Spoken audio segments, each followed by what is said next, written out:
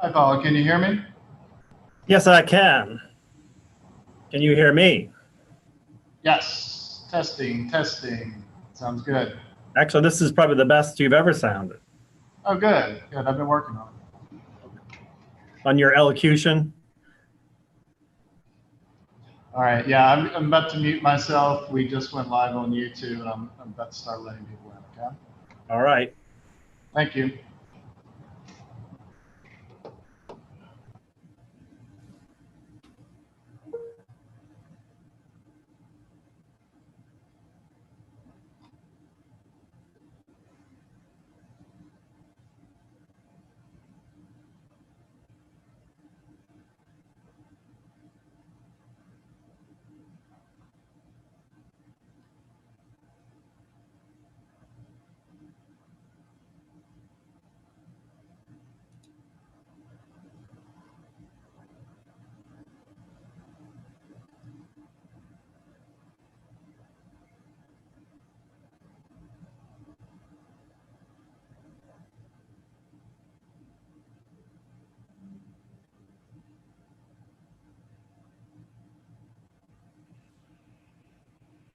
Can you hear me, Paul?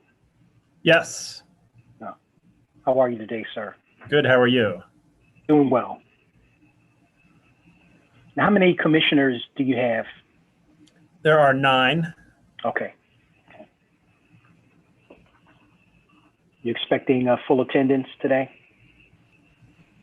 I don't know. It's Bob was just meeting with them at the operational meeting, so he could probably say.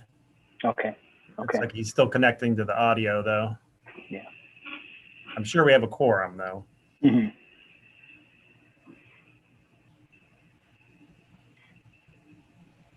I'm expecting Keith LaGrange with DPW and Margiana Williams with CDBG to join as well, so they can answer any specific questions about DPW projects and affordable housing.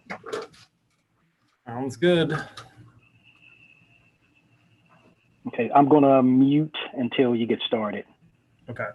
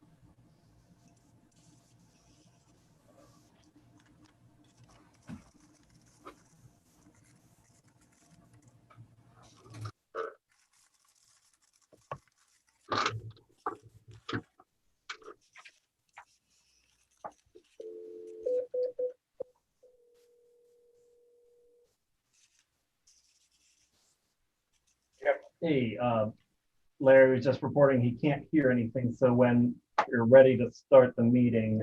I don't hear you. But I'm on mute. Oh, shoot, I'm not.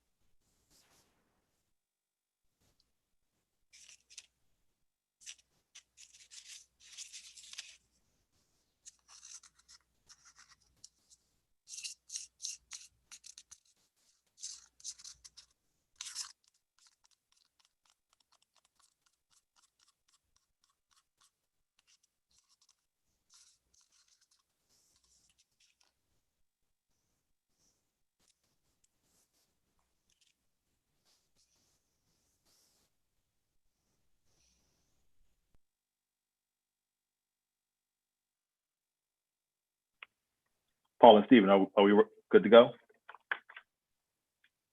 So my understanding is that Larry, who is hosting the meeting, doesn't have audio in the chamber, so he's trying to get it through his computer right now. Okay. We're all set. And- We're all set, Bob. And we're good. Okay. Okay. The date is August 13th at 1:33, and I'd like to call the City Planning Commission meeting to order. We will start by having a roll call of all commissioners present on the call. Commissioner Stewart is present. Commissioner Stieg. Present. Commissioner Marshall. Commissioner Marshall. Commissioner Weberg. Present. Commissioner Flick. Present. Commissioner Brown. Present. Commissioner Lund.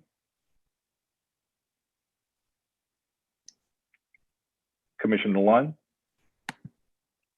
And Commissioner Witry.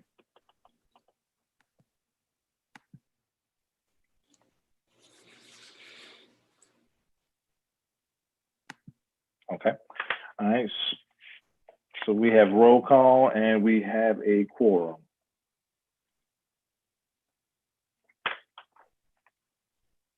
Jonathan, just letting you know I'm here, Kathleen. All right. Thank you, Commissioner Lund. At this time now,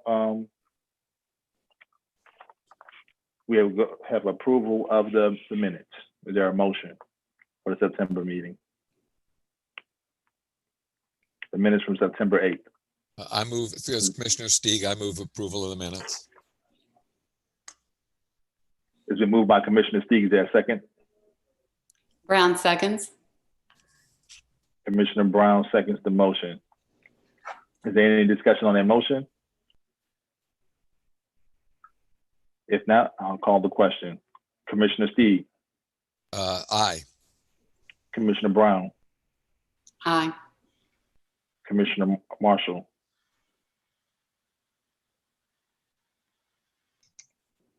Commissioner Weberg. Yes. Commissioner Stewart votes yes. Commissioner Lund Yes. and Commissioner Witry. And Commissioner Flick. Yes. Okay. The motion is passed.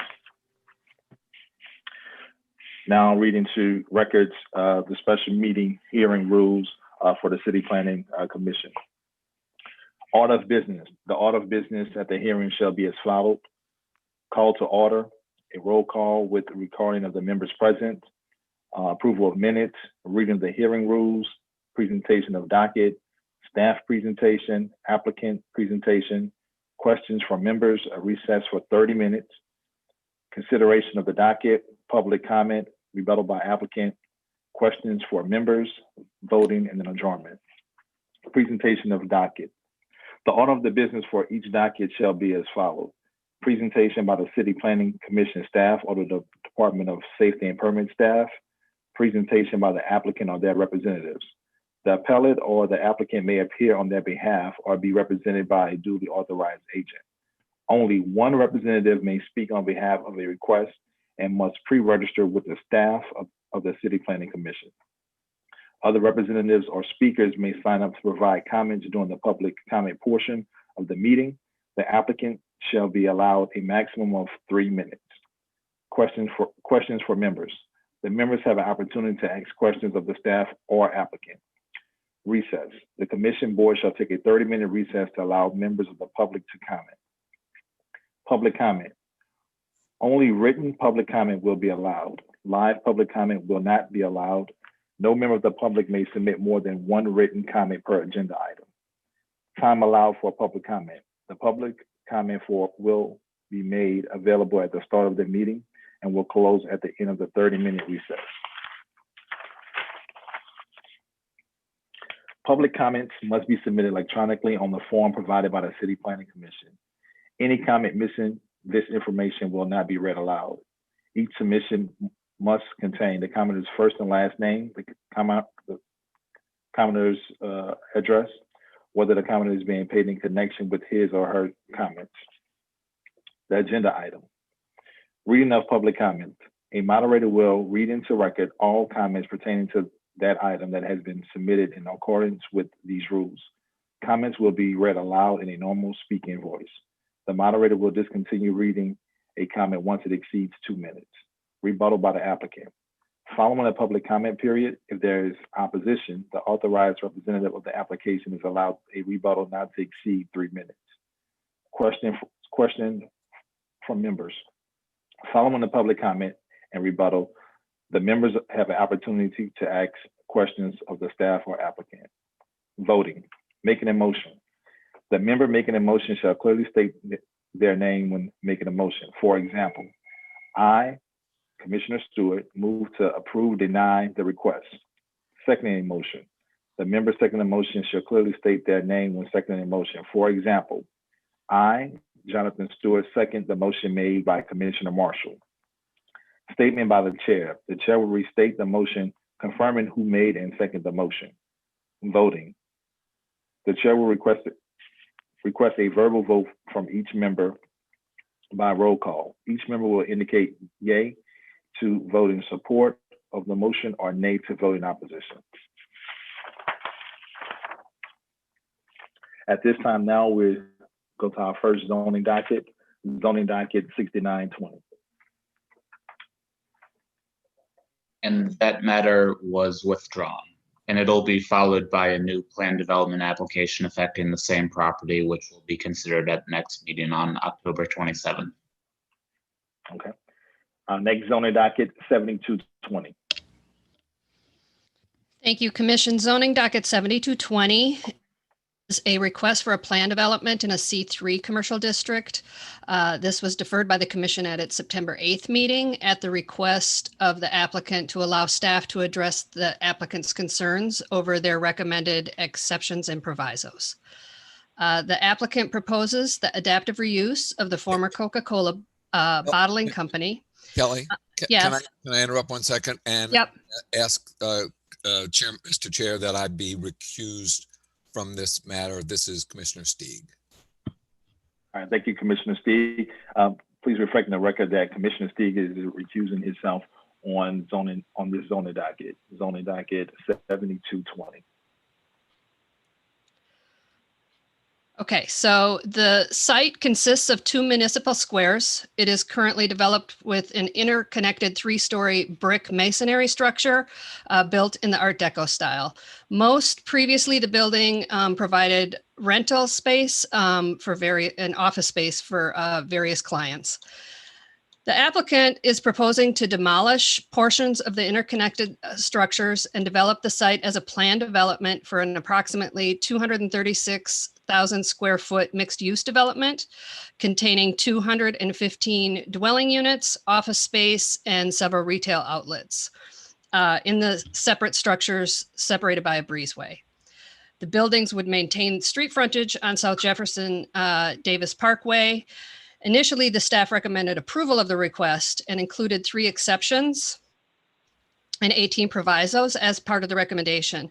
And as mentioned, as upon reviewing the and the applicant's representatives expressed concerns about the exceptions and provisos, the staff has reconsidered several of them and has revised the recommendation to approve the request subject to 6 exceptions and 18 provisos.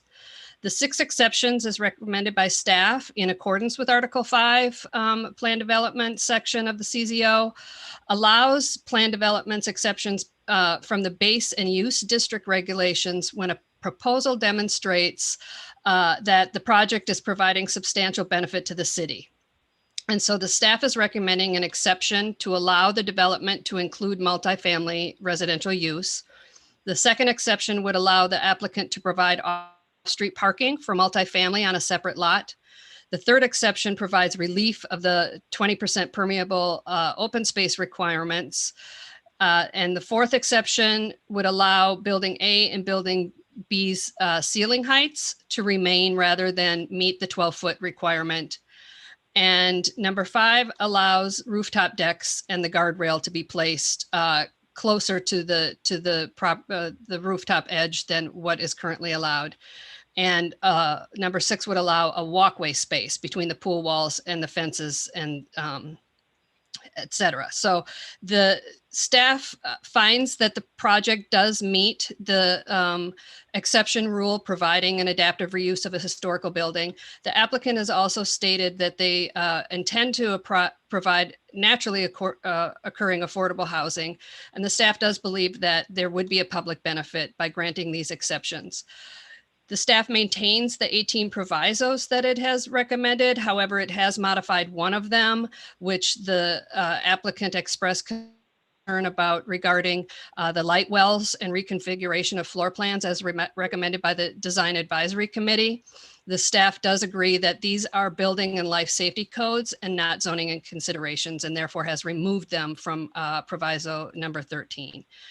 So based on this, the staff is in support of the project and recommends approval subject to the 6 exceptions and 18 provisos. Thank you. At this time, is the applicant present, or do we have a representative for the applicant to speak on this zoning docket? Mr. Chair, this is Mike Sherman. The applicant is present. Thank you, Mr. Sherman. You can go ahead and state your name for the record, and you have the. Thank you. My name is Mike Sherman, 800 Barone Street, here on behalf of the applicant, who is seated next to me. Tim Baudier is the developer. First, I want to thank the staff for their recommendation and support. I want to especially thank Kelly Butler for taking an extra month to work closely with us to understand this very detailed project. We appreciate your professionalism, and we thank you for your report. I'm going to spend the bulk of my time today talking about the 2 provisos that we respectfully ask be modified, because we think staff has laid a great foundation for why this is a good project that meets the PDD standards and should be supported. At its core, this is a magnificent renovation of 2 wonderful historic structures that once formed the Coca-Cola bottling plant. The 2 historic structures have been connected by a non-historic addition that sits atop privately owned land that was once a public street. And we're going to go ahead and restore the 2 structures with the street between the 2 of them as they originally existed. SHPO approves of this approach. Staff envisions in Proviso 17 that the area between these wonderful historic structures be a grand pedestrian breezeway. In fact, it's over 100 feet between these 2 structures. We feel it's really important to have that street grid restored and add a street with parking there. It's important for 3 reasons. 1, to restore the historic character of these 2 buildings in the street. 2, we have ground floor non-residential uses. So to support those retail boxes and to support the office, we feel it's really important to have parking, off-street parking on site. Our entire parking right now is being met on a lot that is separately owned across the street that we have the rights to. But third, this is the great part. We can have our cake and eat it too here. This space is so enormous with 100 feet between the 2 that of course we plan a grand pedestrian area. Our architects at SQ Dumas Ripple believe we can have a grand pedestrian area and have parking and a street as well. So we ask the commission to please consider removing Proviso 17 so that we can restore the street grid, add really desperately needed parking so that we can support the non-residential uses and have those be successful, and also have a grand pedestrian area. And very briefly, Proviso 12 requires us to re-subdivide these 2 lots of record into 1. We're financing this project with a HUD loan, and it is possible HUD will make us keep the 2 existing lots of record as they are. The buildings are historic. They will not cross lot lines. So we'd ask for Proviso 12 to also be eliminated so that we can keep the buildings on 2 separate lots of record if that's what the HUD financing requires. Thank you for your support. We ask for you to support the staff's recommendation, but eliminate Provisos 12 and 17. Thank you, Mr. Sherman. At this time, any questions from any commissioner for the applicant or Mr. Sherman or staff? Commissioner Brown has a question. Go ahead, Commissioner Brown. Yes. Can I get Ms. Butler to comment on provisos number 12 and 17? I know that we took some extra time looking at all of this, and hearing from the applicant that these could be very important. I'm wondering what your comments are, or the removal of them are very important to the continuing success of the project. Sure. So in regards to the first one that Mr. Sherman brought up, Proviso 17, parking in the breezeway, the staff just, I guess, felt, I understand that it is a large plaza, but two factors came into play here. One, obviously the safety of pedestrians navigating the space. And number two, the potential for possible amenities for, this is a mixed use development for, yes, the non-residential uses, but there are also 215 dwelling units that are going to be incorporated. And, the buildings are built to most of the property lines. There are, some setbacks, but there isn't a lot of amenity space. There will be rooftop pools and things like that. So the staff just felt, given that would be provided on the lot that's adjacent across, and we were providing an exception for that possibly, this space could be better utilized as more of a pedestrian plaza instead of having to navigate, crossing here and parking and exhaust fumes, et cetera. So that was our reason behind leaving that proviso in the staff report. It was part of the reconsideration, and we maintained our recommendation on that. The second one regarding the subdividing of the two squares, that was left in basically because planned developments are considered as, under one ownership or common ownership, and the conditional use is applied to the entire site.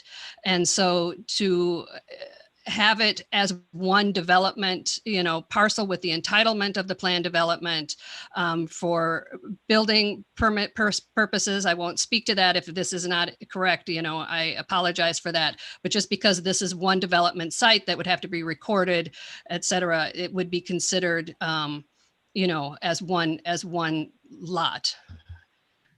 Yeah, and this is Steve, and I can hopefully expand upon that. I think, this is a pretty standard requirement to require lots forming one site to be consolidated.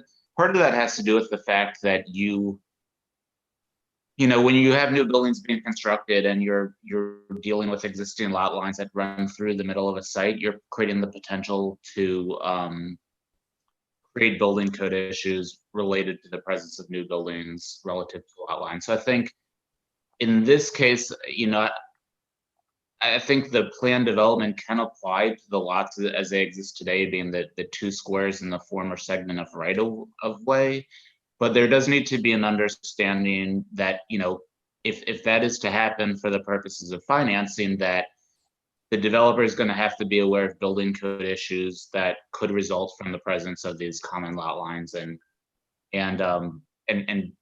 go down sort of the rest of the development path with that in mind. So I want to say that just so that if there's a desire to remove the proviso, it's understood that to the extent that removing the proviso results in building code issues, that is something that the developer is going to have to deal with. Okay, thanks. I guess my next question is to the applicant about whether those building code issues, if there have been issues spotted there, and what you plan to do about that in the event that if that is something that we're willing to do or the council is. Yeah, thank you, Commissioner Brown. Actually, our firm just faced this issue with the Edwards project that the Planning Commission approved a few years ago on the Lafitte Greenway, where it's two separate buildings. That one is 382 units, and we were required for financing to separate that into two separate buildings. So we've actually dealt with this issue recently. It would be our preference if we can consolidate to one lot of record and have one loan to do so on this project. Unfortunately, the lender, which is in this case a HUD loan guarantee, has indicated to us it may be required to be on separate lots of record. And we have closely looked at all building code issues, and we can confirm we are aware of them. We will absolutely meet them, and we cannot get a building permit unless we meet those issues. I'm pleased to say we will not have any issues as the project is presently proposed. If it sits on 2 lots of record, we have a plan to address that, but we are on record and aware of that. All right, thank you, Mr. Sherman. Are there any other questions? Or Thank Commissioner you. Brown, do you have any additional questions? No, thank you. For the applicant or Mr. Sherman? Any other commissioners? Commissioner Lunn, question about parking. Is it still, it's 33 spaces that are proposed in the breezeway? In Proviso 17? Yeah, according to the Yeah. the submitted application, that's what, 33, okay, and do we know yet how many, what the plan is for the lot across the street, the number of spaces? I guess this is for Kelly, for, I would actually defer to the applicant because there wasn't a striped plan submitted as part of the application. The Okay. parking that would be required would be required by the Department of Safety and Permits, looking at grandfathered spaces, requirements for the uses, et cetera. So at this time, we don't know exactly the number of spaces, and like I said, we didn't get a submitted stripe plan, so I'm not sure what they're proposing. okay? Yeah, Yes, it's, Mr. Chairman. we're gonna get it. Yeah,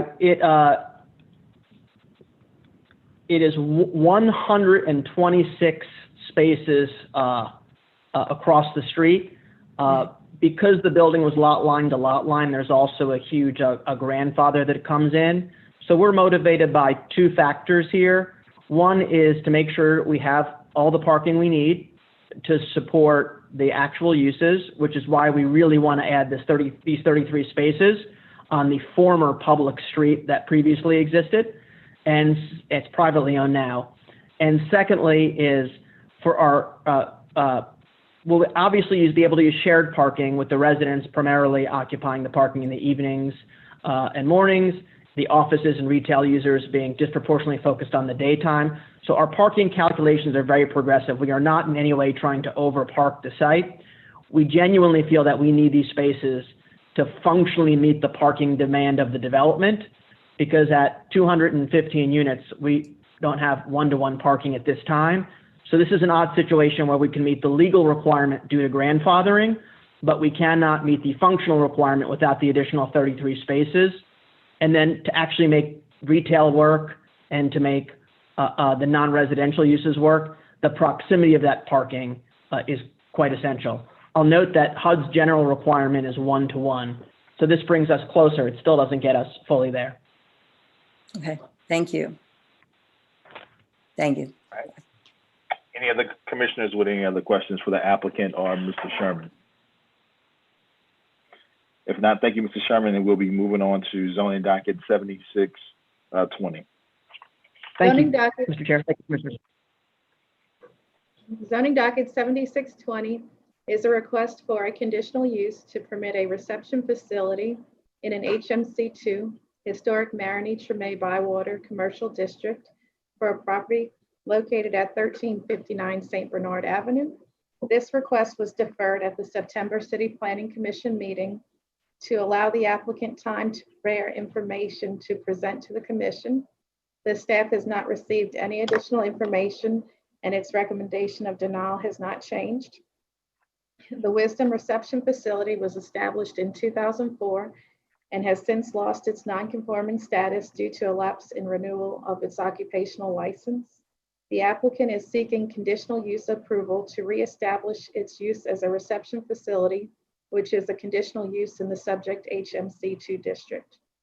Although the staff believes the proposed use would be generally compatible with the St. Bernard Avenue corridor and the range of uses in the area, the reception facility requires a waiver of the 200-foot buffer requirement for new reception facilities citywide per Article 20, Section 20.3.w.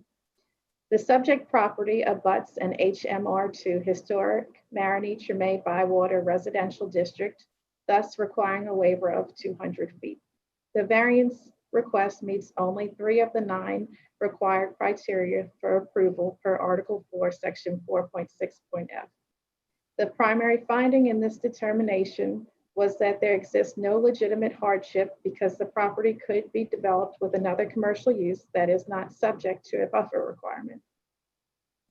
Because the proposal cannot meet all of the 9 criteria for variance, neither can it meet all the approval standards for a conditional use.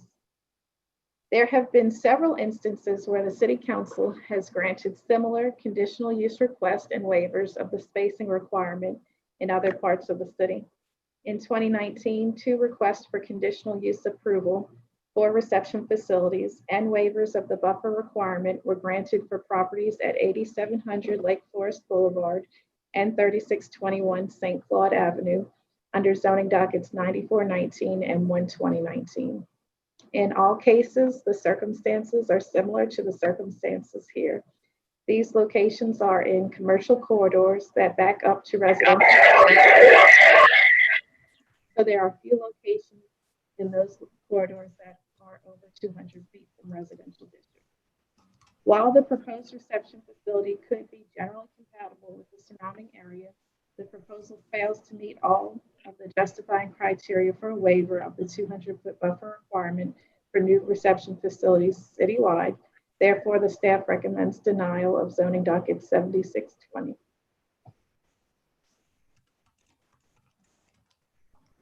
Thank you so much. Is the applicant present or a representative of the applicant? Yes, hi, good afternoon. My name is James Phelps, 1359 St. Bernard Avenue, representing the Amity family and the Wisdom Reception Center. Just want to make a note on the staff report. On numerous times it says that it recommends denial, and the reason for that denial is because of it doesn't meet certain criteria for a new reception facility. The owners just want to make a note that this is not a new reception facility. It is an already existing facility that was erected in 2004. This process is to reestablish the occupational license to ensure that the businesses can be up and running again and support the community. So just want to make sure that this is viewed and reviewed as a already existing reception facility and not a brand new building.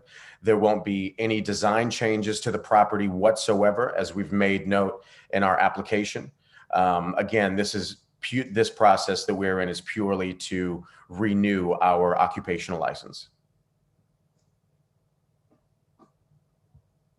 Okay, thank you. Any questions from comments from for staff or from any commissioner? This is Stephen. I'll chime in real quick. I think the applicant brings up a good point. James brings up a good point, which is that this is a facility that has existed in the past. And Commissioner Mobley at the last public hearing asked the question: does the regulation about spacing that applies to new facilities apply here, given that it's operated in the past? And so we asked that question of the Department of Safety and Permits, which is charged with interpreting the zoning ordinance. And their answer is that because the facility has lost its previous non-conforming status, it no longer has an entitlement to operate as a reception hall, and thus any future use of it as a reception hall requires it to be viewed as a new facility. And so even though it's been there in the past and is operated in the past, we're charged with looking at it as if it were a new facility. So I hope that does provide some clarity on that point. All right, thank you, Stephen. Any comments or questions from any commissioner for the applicant or staff? All right. If not, thank you, and we'll continue to move on with the docket. Consideration of a request for a subdivision docket 8220. And this is Stephen again. I'll introduce this one quickly. So this is a reconsideration request by Amy Scandaliato. You'll remember that this application was considered by the commission at the last meeting on September 22nd. The commission voted to deny the application based on the staff's recommendation. The staff's recommendation in turn was really based in 2 considerations: one relative to the split zone condition that would result from the subdivision, and also that the subdivision would create an L-shaped lot. And so due to the staff recommendation, the commission voted to deny the application. The subdivision regulations allow an applicant to request reconsideration by the Planning Commission of an application. And Ms. Scandaliato wrote a letter sort of identifying a number of flaws or issues with the staff report and requests that it be reconsidered. And so really the action here is twofold. It's number one, to reconsider the item or to vote whether to reconsider it. And then secondly, it's to kind of consider the merits of the reconsideration. So the staff has updated the report, and while the points, many of the points that applicant makes are valid, we don't feel that they change kind of the central concern in the staff report, and so the staff recommendation remains denial. All right, thank you, Stephen. Ms. Amy, please state your name and address for the record, and you have 3 minutes. My name is Amy Scandaliato, and I live at 4805 Henniken Place in Metairie. So yeah, I did present before, and after going through the report, I found as just that there was lots of issues, and a couple of issues specifically that I wanted to discuss. I'm glad they have the pictures up, as you can see. Really the picture you're looking at is my property that these people use as their backyards. So the two things I wanted to talk about was, first of all, it was denied because they say it creates a split zone lot. Well, there's nothing in the subdivision regulations that says you cannot create a split zone lot. That's basically a matter of opinions or objections from the staff themselves, not based on the regulation. And they say in the report, while there is not a regulation that prohibits split zone lots, the staff tends to avoid them. Well, that tells you right there that, creating a split zone lot shouldn't be an issue. The staff just doesn't like to do it. And, therefore, if they're basing, that's not based on the subdivision regulation. In the subdivision regulations, it's allowed. They just don't want to do it.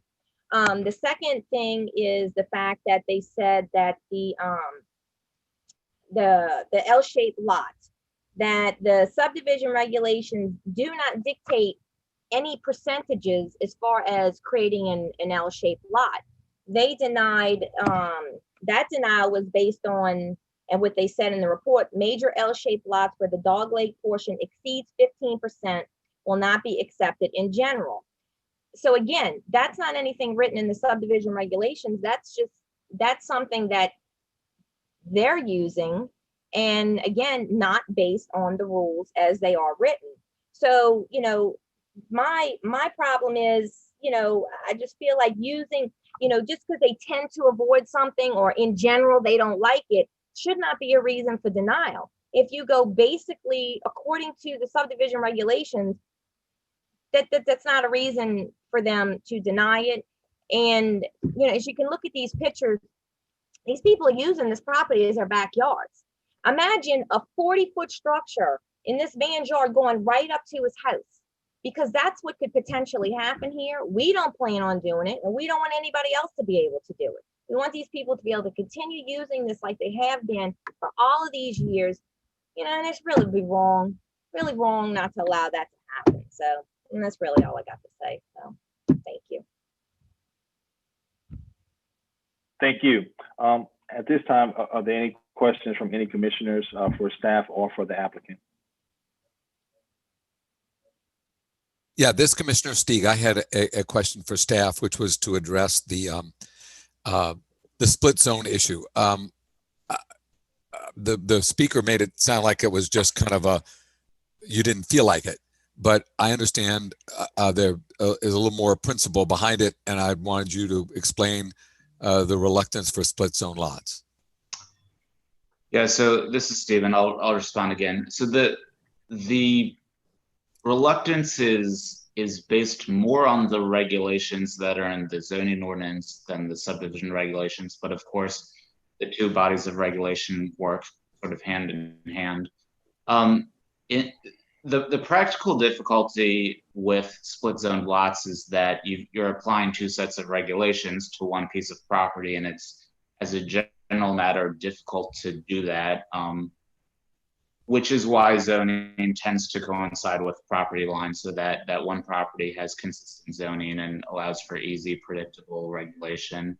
The other part of it is that the subdivision regulations do not say you can't have split zoned lots. That's absolutely correct. The zoning regulations they sort of presume that split zone lots will be avoided. Basically, the zoning regulations say, look, when you're creating a split zone lot, here are ways of making it so it's no longer split zoned. And so there's sort of this implicit presumption in the zoning regulations that split zone conditions are something that should be avoided, that when you create one as a result of a subdivision, there should be a second step taken, which basically resolves the split zoning by moving the zoning line to coincide with the new lot line. Those next steps of coinciding the zoning line with the lot line aren't available here because what you would do is you would extend the residential zoning that affects the house on Reed to include this larger portion in the rear, but that can't be done under the master plan because of the consistency between zoning and future land use designations. Basically doesn't allow a zoning change to happen at this time. So the subdivisions regulations would allow this site to be split zoned, that's true, but there does need to be the acknowledgement that the zoning regulations separately from that kind of seek to avoid this sort of situation. And that's kind of how we got to the conclusion we got to. Okay, thank you. Can I add just a quick thing? Because I think in this particular case, the concern is even greater because, you know, this L-shaped lot, you've got the residential component of the proposed lot, which would be up on the street frontage, but zoning is an entitlement. Zoning entitles you to do certain land uses on it. So creating a lot where a majority of the lot is commercial and creating a situation where the only access to that commercial portion of the lot is through a residential district, it creates a situation where, and I understand that the current owner simply uses this as a backyard, but it does set up the possibility that in the future, somebody may own the property and say, look, I've got this big old piece of commercial property and I want to use it for a commercial purpose. And the entitlement that is on that portion of the property allows them to use it for commercial purposes. And the only access would be through that residential property. So I think in this particular case, it does raise a concern. I think the other point that was raised about the 15%, there isn't anything in the regulations, and this is a policy that we have developed over time to recognize an omission in the subdivision regulations, which haven't been revised since 1999. So they are out of date. There have been a number of circumstances where we were seeing applications for combining lots into unusual shapes. And again, the premise of the zoning and the subdivision regulations are to produce predictable and consistent lot patterns. And so to address the number of cases that we were seeing, we came up with a policy that was grounded in other zoning determinations that were made by the Department of Safety and Permits with respect to, kind of standardizing unusual shaped lots, and came up with the 15% provision. And again, in order to be consistent, and we've been consistently applying that since that was put into place. So I just wanted to add those two thoughts as well. Thanks. Thank you. I have a question. Commissioner Brown. Commissioner Brown, unless I have a question too for the applicant. What prompted your application is there a particular need for this? Why is there a particular need for this at this point? Well, when we bought the property on the other side of that fence, the one that faces Schaffner Highway, we bought it from the church that that was there, that was destroyed by the tornado. They actually had a school that was on that lot, that piece of lot, and then the church was actually on the piece that's on Reed. And actually, where the gentleman lives at 4533, that was actually the old church office and where the pastor lived. So they actually bought that house from the church when they didn't have any need for it any longer. And then after the tornado, the church decided not to rebuild, so they tore it all down. And the man who lived in the house, 4533 Reed, he kind of took care of the property, kept an eye on it, watched it. But even before that, when he bought the house in 2000, he was using that as part of his backyard. So when we purchased the property from the church asked us if we would turn around and donate that portion to him. And, you know, we didn't have any problem with that. We agreed to do that. And then speaking with the neighbor said, you know, well, after this re-subdivision hopefully gets approved, he said he's going to turn around and donate to, I think it's 2 other of his neighbors a piece so they can actually extend their backyards. So we had no problem downzoning it to single family, whatever, so that there's no conflict with the zonings. But that's basically what prompted it, was that the church asked to donate it to that man because he just been around a long time and been taking care of it and using it, you know? So it's just something nice. And he's not paying for nothing. This is a 100% donation. And I own it now. And I mean, we're turning around and donating it to him. I mean, that's huge. I think that's really a good thing.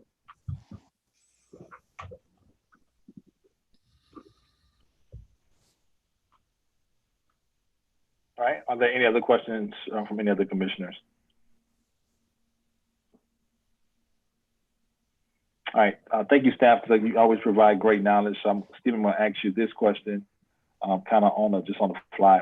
The applicant, I guess the ultimate goal would be to expand all the backyards on Reed Boulevard. Would an application of that magnitude kind of change the thought process of staff's recommendation if all the backyards on Reed were extended out over that lot line? So again, there are the two issues. There's a split zoning issue and then the L-shaped lot issue. I think pulling in those separate properties would cure the L-shaped lot issue because that could be done such that all the lots are rectangular. The split zoning issue would still be the case. Only way to relieve the split zoning issue is with a zoning change, and of course the zoning change has master plan issues. So that would still be a concern, and Rob, I can't say for sure, but potentially grounds for denial for a future application. Okay. All right. Are there any other questions for staff or the applicant as it relates to this subdivision docket? And I just want to get clarification from legal. The way that this docket item is presented is in A and B.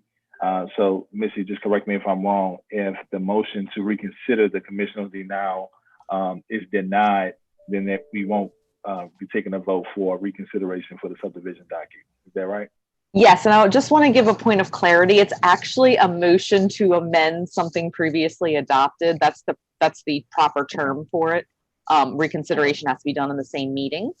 But yes, so we'll wait till after the public comment period, and you can choose to make a motion to amend something previously adopted, and then you could go on to take it back up and discuss the merits. All right, thank you so much, Ms. If there aren't any other comments or questions, we'll continue to move on to zoning docket 7720. Zoning docket 7720 is a request by City Council motion M20-237 for a zoning change from a C1 general commercial district to a C3 heavy commercial district.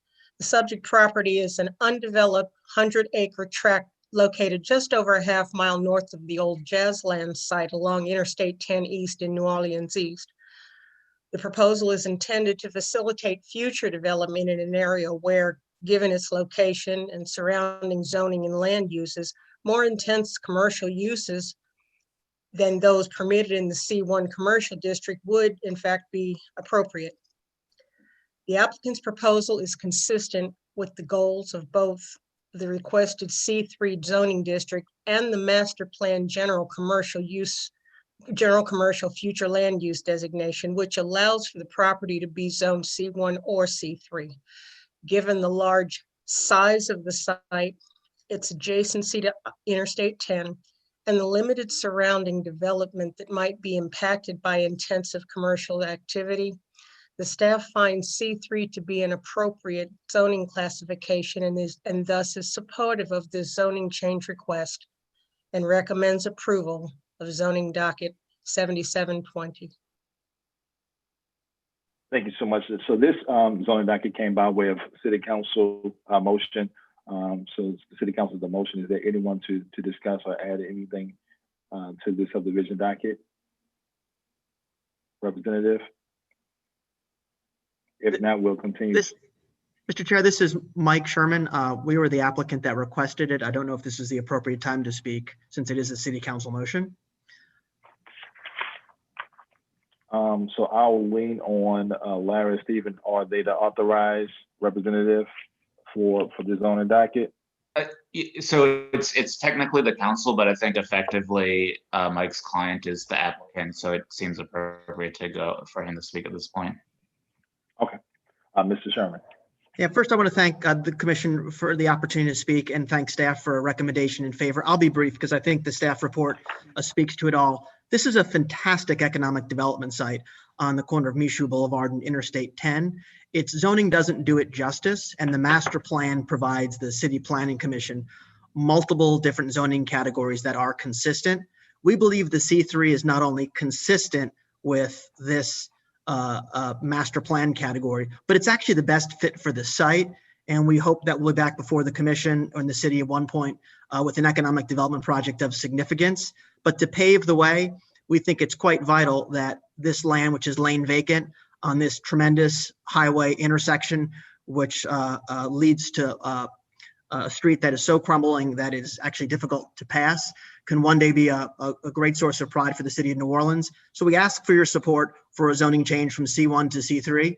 It's consistent with the master plan. It's consistent with the development pattern on I-10. And most importantly, doing so will pave the way for an economic development opportunity. So we ask for your support. All right. Thank you, Mr. Sherman. Zoning docket 7820. Zoning docket 7820 is a request via City Council Motion M20-242, which rescinds Motion M20-171 and directs the City Planning Commission to conduct a public hearing regarding the amendment of Article 19 of the Comprehensive Zoning Ordinance to establish a new interim zoning district to be named the Lower Ninth Ward Off-Street Parking Interim Zoning District, the intent of which is to amend the off-street parking regulations to 1, only require one off-street vehicle parking space for 2 family dwellings of a certain width, and no off-street parking for single and 2 family dwellings on a lot of a certain width. 2, require tree plantings beneficial to the neighborhood. And 3, set a new front yard built to line for properties in the Lower Ninth Ward. Through efforts by the New Orleans Redevelopment Authority and the Housing Authority of New Orleans, 124 properties in the Lower Ninth Ward are being prepared for the development of affordable housing. These properties are to be developed as a mix of single-family and 2-family dwellings, which will be income-restricted affordable rentals for families. The predominant lot pattern in the Lower Ninth Ward is defined by narrow lots that exceed a lot depth of 90 feet. 65% of the lots in the proposed IZD boundaries measure 35 feet or less in width. Developers awarded properties through NORA's Lower Ninth Ward Development Initiative found these conditions severely restricted their ability to provide the parking required by the CZO, especially where 2-family development was proposed. As a result, in the last year, 20 requests for waivers of parking requirements were submitted to the BZA for 2-family residences in the Lower Ninth Ward Development Initiative program area. The great number of variance requests led CBC staff to consider the broader lot pattern in the area and to understand whether these challenges were unique to those properties for which BZA had received applications. Staff surveyed the widths of approximately 5,570 lots in the area, which encompasses a majority of the NORA Lower Ninth Development Initiative properties and a majority of the Hano properties in the lower Ninth Ward. Staff's analysis indicated that the development challenges resulting from these narrow lots are not specific to those properties identified by these developers, but in fact could hinder development of two-family or single-family on many lots in the lower Ninth Ward. Staff finds the off-street parking reduction for two-family dwellings and single-family dwellings proposed in M20-242 to be necessary to encourage and enable redevelopment of needed housing units in the lower Ninth Ward, and finds the proposed thresholds of 46 feet for two-family and 35 feet or less for single-family are appropriate for this area. The text amendment also includes a tree planting requirement for the single and two-family developments that opt to not provide the full number of off-street parking spaces allowed through the parking waivers just described. This component of the IZD is meant to support the reforestation of the area and reflects the standard proviso included with an improved variance for parking spaces. It is typical that developers requesting a waiver of off-street parking regulations are required through a BZA proviso to plant a tree in the public right-of-way. As developers will not have to go through a variance request process to waive some of the required parking, including the tree planting requirement packaged with the parking space waiver ensures that this reforestation opportunity is still included. These reforestation efforts are important for the city of New Orleans, which was founded in 2012 to be one of the most deforested cities in the US. Additionally, the city's master plan has a goal of a 50% tree canopy coverage by 2030, and trees offer significant benefits to residents. Importantly, for New Orleans' neighborhoods, trees enhance the stormwater management capacity of an area, offer local cooling effects, and altogether enhance key quality of life aspects. As currently empty lots in the lower Ninth Ward are redeveloped, a requirement to plant a tree in the front yards of a certain size or the street for those developments receiving a parking waiver will boost the environmental aspects of a neighborhood that make it a desirable place to live. Regarding the front yard setback, staff found that the currently applicable front yard build-to-line requirement was ill-suited for the sparse development pattern and master plan goals for the future land use designation of residential pre-war neighborhood. There are many examples of dwellings with a setback of 20 feet or more in the area, as this was a historic pattern on some lots in the area. A 20-foot setback is a more typical of development in a suburban neighborhood, which would be accompanied by far wider lots than are what found in this area. However, the master plan's goals for residential pre-war neighborhoods such as this one clearly state a preference for a different development pattern, one where structures are typically located on smaller lots and have a minimal front and side setback. A shorter front yard setback grants developers more flexibility to take advantage of the depths of the lot in the lower Ninth Ward and prioritizes walkability and a safer connection to public streets in the right-of-way. Additionally, a number of squares in the area, particularly those above North Claiborne, are undeveloped. This requires a determination of the build-to-line through documentation. Where there is none, Safety and Permits has reached a determination that developers may establish any front yard setback between 0 feet and 20. Most developers in the area have chosen a front yard setback of 9 to 15 feet. Establishing a consistent setback pattern will create a more cohesive environment in the neighborhood. Therefore, the recommended amendment to set a front yard setback at 10 feet with a required variation of plus or minus 3 feet is found to be an appropriate build to line for this neighborhood. Staff finds that this amendment respects the existing setback pattern where one exists on a given block face, avoids the creation of significant inconsistencies along street fronts or blocks that have been preserved or redeveloped, while setting a clear standard for lots under development. Staff's analysis found that the proposed text amendment appropriately addresses the identified need in the lower Ninth Ward to have a greater flexibility for the provision of off-street parking, increased tree coverage, and a clarified front yard setback standard. Staff found that the proposed text amendment is in line with the intent of the master plan and will support the provision of quality affordable housing in the lower Ninth Ward. Therefore, staff recommends approval of zoning docket 7820 as proposed. Thank you. So this is also a city council motion. Is there anyone from the city council or from the city or authorized representative to speak for this zoning docket matter? If not, we'll continue to zoning docket 7920. Zoning docket 7920 is a request for a zoning change from an HURD2 historic urban two-family residential district to an HUMU historic urban mixed-use district for a property located at 3131 to 3133 3rd Street in Central City. The site is currently developed with a one-story corner store style structure with a history of commercial use. The applicant has requested the zoning change in order to permit a takeout restaurant to operate at the site. The zoning change is allowable under the master plan because the property fulfills the intent, the criteria for the historic commercial structures. The master plan's future land use designation for the site allows commercial use where current or former commercial use is verified. According to Sanborn maps and land use records, the site has a long history of commercial use, and the existing structure is commercial in design. City Planning Commission spot zoning policy requires that any zoning change approved through the policy must utilize the most restrictive zoning classification available to accommodate the class of uses to serve the neighborhood.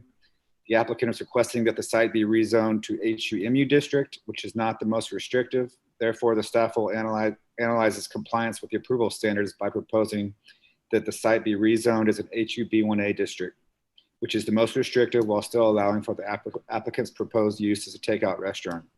Staff recommends modified approval of the request, recommending that the property be rezoned to HUB1A, Historic Urban Neighborhood Mixed Use District.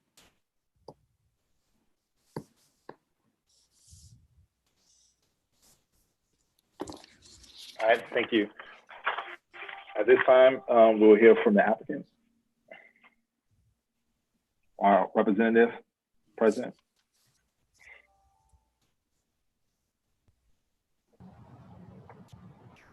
I saw him on here, but I don't know if he wants to speak or not. Yes, we have Christopher Patterson joined us for this item. Okay. Mr. Patterson, at this time, now you have an opportunity to speak in reference to your zoning document if you're still present.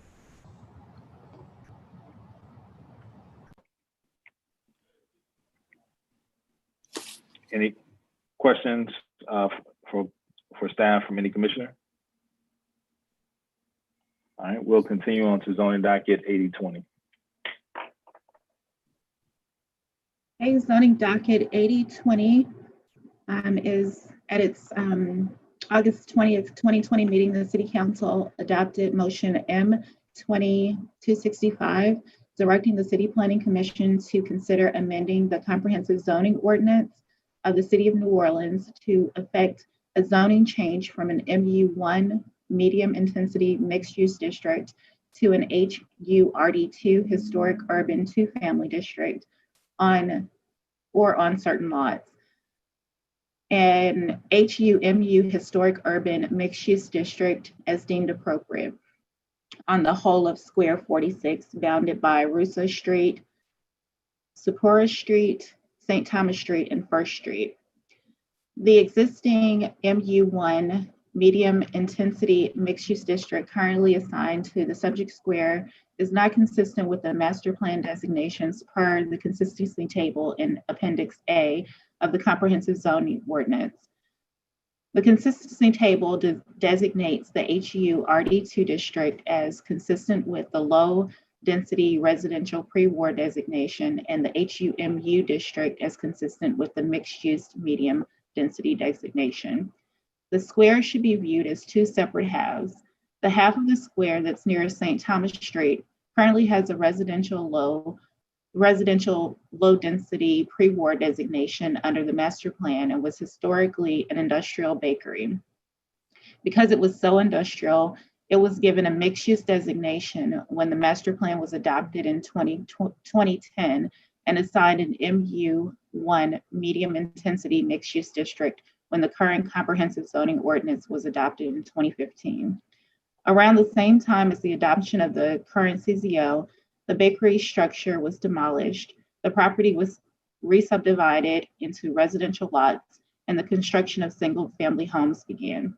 In 2017, the master plan designation for half of the square along St. Thomas Street was changed from a mixed-use designation to a residential low-density pre-war designation to reflect the new residential development on half of the square.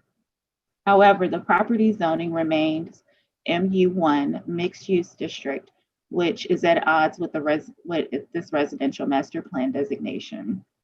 The second half of the square is the site nearest Russo Street, Unlike the half that's along St. Thomas Street, this half of Russo Street has a mixed use, mixed density designation under the master plan. This half of the square has a mixed land use pattern, including examples of residential structures, warehouse buildings, and an institutional use. Like the other half, this half of the square is also zoned MU1 mixed use district.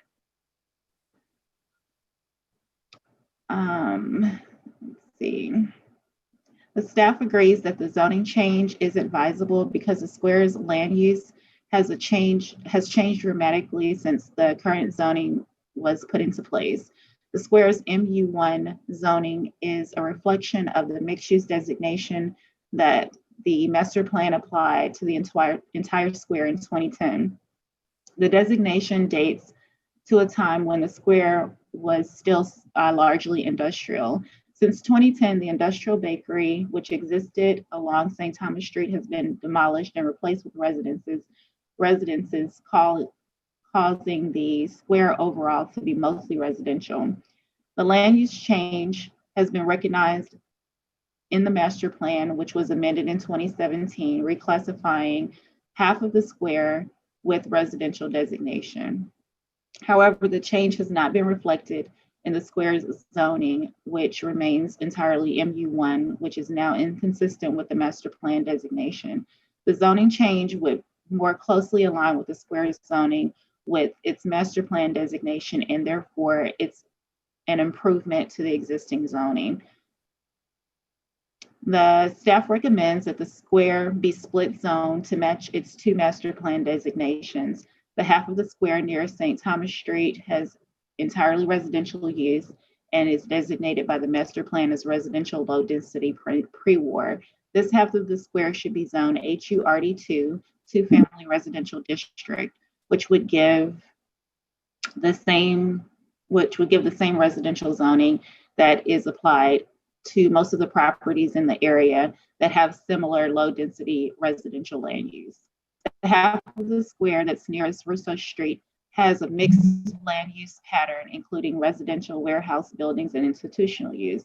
Given the relatively low scale and intensity of this mixed use development, it is more appropriate for this half of the square to have a lower intensity mixed use zoning, the HUMU, historic urban mixed use district, rather than the more intense MU1 zoning. The zoning change would revise downward the zoning to more closely mesh with the existing use, while also extending the existing small HUMU district on the opposite side of Soroper Street to include part of the square. The staff recommends approval of zoning docket 08020 to rezone the portion of the square with the residential low density pre-war future land use designation to HURD2 historic urban two-family residential district, and rezone the portion of the square with the mixed use medium density future land use designation to the HUMU historic urban neighborhood mixed use district. I'm done. Thank you. All right, thank you. So at this time now, same issue. This is what is about City Council. Is there a representative, authorized representative of the applicant or someone from the City Council to discuss this motion? If not, are there any questions for staff from any commissioners? Staff, any comments? If not, we'll continue to move on to zoning docket 8120.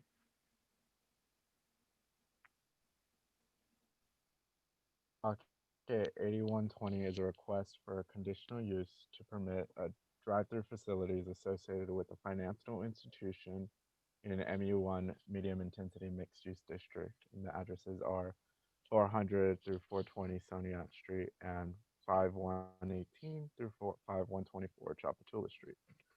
The request would redevelop the site with a 3-story, 50-foot, approximately 20,000 square foot financial institution with associated offices and a drive-through facility featuring 3 drive lanes, all to be operated by Resource Bank. The site would further be outfitted with 47 off-street parking spaces and 13 on-street parking spaces for a proposal total of 60, accessed by 3 new curb cuts, 2 of which would be on Chapatula Street. The building is well designed and satisfies the bulk and yard and design requirements of the MU1 district, but the primary impacts of drive-through facilities is the potential to cause impacts on surrounding land use by generating additional traffic, noise, and headlight glare. The applicant would therefore need to do some site alterations to mitigate the traffic impacts, such as providing the requisite traffic impact analysis, and come into compliance with the outstanding use standards addressing noise level, landscape buffering, and screening to the extent possible so as not to have a passive vehicular parking as the dominant site element.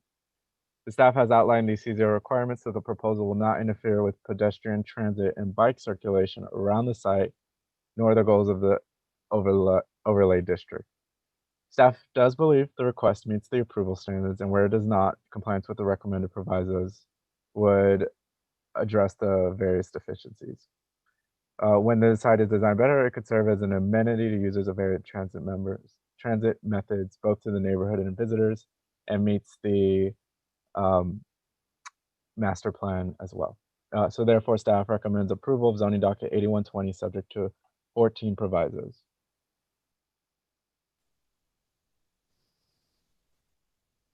All right, thank you. At this time now, do we have the applicant or representative of the applicant to discuss zoning docket 8120? Yes, this is Chip Burgess with Burgess Rome Architects, and we've been working with the staff, and we have no issues with the provisos and all their comments. We're here to do whatever we're asked. We're looking forward. Resource Bank is looking forward to being in the neighborhood, and we think this new project will have a great impact on the neighborhood. All right, thank you, Mr. Burgess. Are there any comments from any commissioner for the applicant or for staff as it relates to this zoning docket? If not, we'll continue on to zoning docket 8220.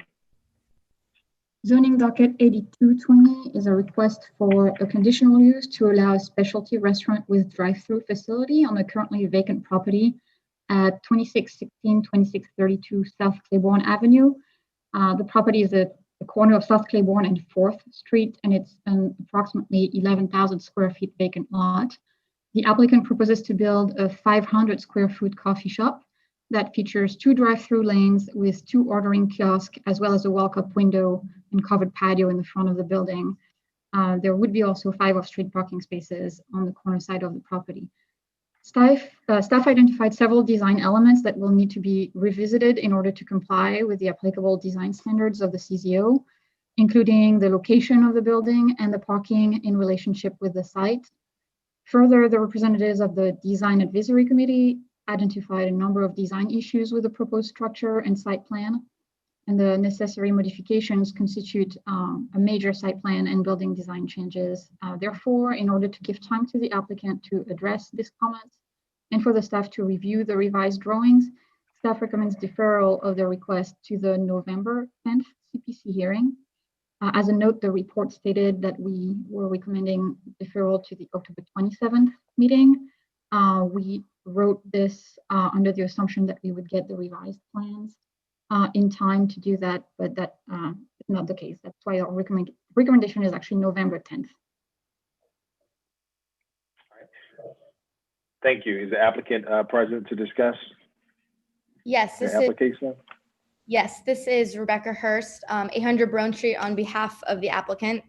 First, I'd like to thank Stephen and Sabine for working so closely with us on this one. We're really excited to bring the PJs to the Claiborne corridor, and this proposal has been met with extremely warm feelings. We support staff's recommendation for deferral, though we were hoping for that October 27th date. We feel like we've submitted some revised drawings and look forward to keeping working with staff. All right. Thank you so much. Any questions or comments from any commissioner? If not, we'll continue on to subdivision docket 6020.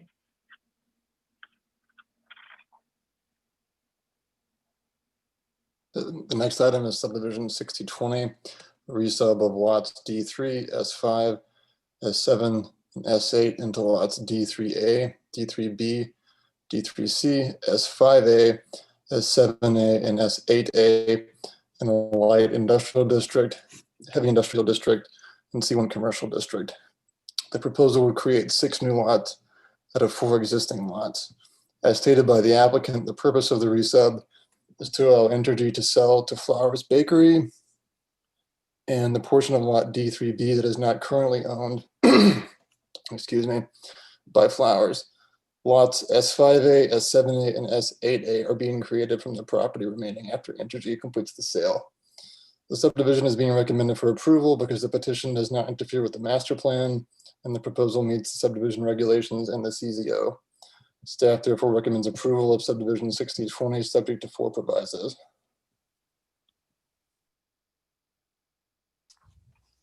All right, thank you.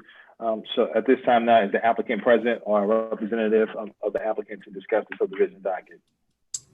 Yes, good afternoon. This is Chip Lyons on behalf of the applicant. Are you guys picking me up? Yes. Okay. Please state your name and address for the record. All right, thank you. Chip Lyons, 201 St. Charles Avenue, New Orleans, Louisiana, appearing on behalf of the applicants, Entergy New Orleans and Flowers Baking Company. And yeah, as staff noted, this is I think a simple reconfiguration of lot lines in order to facilitate the sale of vacant property that surrounds the existing Bunny Bread bakery on Downman Road. So Bunny Bread is looking to acquire sort of essentially the existing property as a buffer zone from Entergy around the existing bakery. There may be some future development on that property, but they don't have any specific plans at this point. So we are going to go ahead and proceed with the resub. We'd like to proceed with the re-subdivision now in order to facilitate that sale. The re-subdivision does not change the use of the property. It doesn't create any split zone lots. We actually had to create some additional new lots in order to avoid split zoning, which we've done. But for that, this would be a minor re-subdivision that would just require staff approval. But again, because of the number of lots involved, it's in front of the commission. We don't have any issues at all with the staff report or the provisos. I believe that the provisos in the staff report are going to be updated to reflect that any landscaping required in connection with the re-subdivision would be done at the time that a particular lot is developed in the future as a condition to issuance of a certificate of occupancy. And so based on that, we are good with the staff report. We appreciate their positive recommendation and working with them. And we would ask the commissioners' support for this re-subdivision application. Thank you. And this is Stephen. I'll chime in quickly. Chip just mentioned this, but yes, there's a proviso in the staff report that requires landscaping, and the recommendation is that the landscaping be allowed to be installed in a lot by lot basis as the lots are developed. Thank you, Stephen. Are there any other comments or questions from any other commissioner for the applicant or for staff as relates to subdivision docket 6020? If there are no further questions, we'll continue on to subdivision docket 9520. Thank you. Subdivision docket 9520 is a request by 732-34-34 North Rampart LLC to re-subdivide lots 2 into 2 lots, lots 2A and 2B on Square 102 in the 2nd Municipal District, and is bounded by North Rampart, St. Anne, Burgundy, and Orleans Avenue. The municipal addresses are 732-34 North Rampart Street and 1034 St. Anne Street. The proposed subdivision would create 2 lots of record out of 1 existing lot developed with 2 buildings, a commercial building and a single-family residence. The creation of separate lots for each of the buildings would allow each building to be provided on its own lot of record. And the staff finds that the request meets all the requirements of the CZO and is consistent with the master plan and recommends approval subject to 3 provisos. All right, thank you so much. Do we have the applicant present or a representative of the applicant to speak on the subdivision docket? Yes, this is Chad Ham, 922 Bourbon Street, representing 732-34 North Rampart LLC. Okay, all right. You have 3 minutes, Mr. Ham. Actually, I really don't have anything to add. I mean, that is the whole purpose of what this request, and I am in the process of meeting the 3 provisions given in the preliminary staff recommendations, and I'll get those over to Kelly as quickly as possible. All right. Thank you, Mr. Ham. Are there any comments or questions for the applicant from any commissioner or for staff? If not, we'll continue on to subdivision docket 120. Subdivision docket 120 is a request to re-subdivide lots 1, 2, 3, 4, 5, and 20 into a proposed lot 1A in an HURS historic urban single-family district. The applicant intends to develop a 9,523 square foot church on the new lot. The proposed lot 1A would be an irregularly shaped lot with an area of approximately 727 square feet.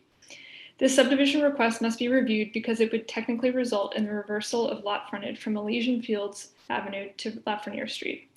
The proposed lot would result in the reversal of lot frontage for lots 1 through 5, which currently front Elysian Fields Avenue. These lots would become part of a larger lot that would technically have principal frontage on Lafreniere Street because the narrowest frontage would face Lafreniere Street rather than Elysian Fields Avenue. This would result in a required front yard opposite a required side yard, which is discouraged by the subdivision regulations. Article 5, Section 518 allows the approval of lot reversals when the lot pattern within 500 feet of the proposed subdivision has development on which 50% or more have similar frontages. This is not the case for the proposed lot, though staff was able to identify 2 nearby lots with a similar frontage condition. Even though the surrounding development does not reflect a similar pattern of lot frontage, staff believes that the reversal of lot frontage is acceptable in this case. The intended use for the site is as a non-residential structure, so the lot will not be developed with the typical residential pattern for the neighborhood. This makes it less likely that the reversal in frontage would result in a disruption or have a jarring effect on the neighborhood development pattern. The proposed development for the lot also has its primary facade oriented towards Elysian Fields. So while technically the lot would have frontage on Lafreniere Street, for practical purposes, the lot would function with a frontage on Elysian Fields. Finally, the proposed lot and its proposed use function to bring back both a use and structure similar to what was previously on the lot, as seen in the 1994 Sanborn map. This map and satellite images from 2004 and 2005 show that the lots were previously developed as one lot with a church on it. Staff assumes that the structure was taken down following damage from Hurricane Katrina, as satellite images show that the site has been vacant since at least 2008. For these reasons, staff believes it is justifiable to accept the reversal of lot frontage in this case. Therefore, staff recommends approval of subdivision docket 120, subject to 3 provisos. Thank you. At this time, is the applicant present or the representative of the applicant to discuss? Yeah, my name's Matthew DeLauder. I'm one of the pastors of Emmanuel Community Church, 6137 Arch Street. I'm just thankful for City Planning Commission and Joanna working hard on this. The only question I had was with the frontage issue, will the address, would it be on Lafreniere or Elysian Fields if it's approved? So it's really up to the Department of Safety and Permits, which assigns addresses. It really could be either. I think it's what you request of them, and they'll just make sure that that fits into the addressing scheme they have on the street. Okay, that was the only question I had there. Any other questions from any commissioners for staff or for the applicant? If not, we'll continue on. I'm sorry, who's that?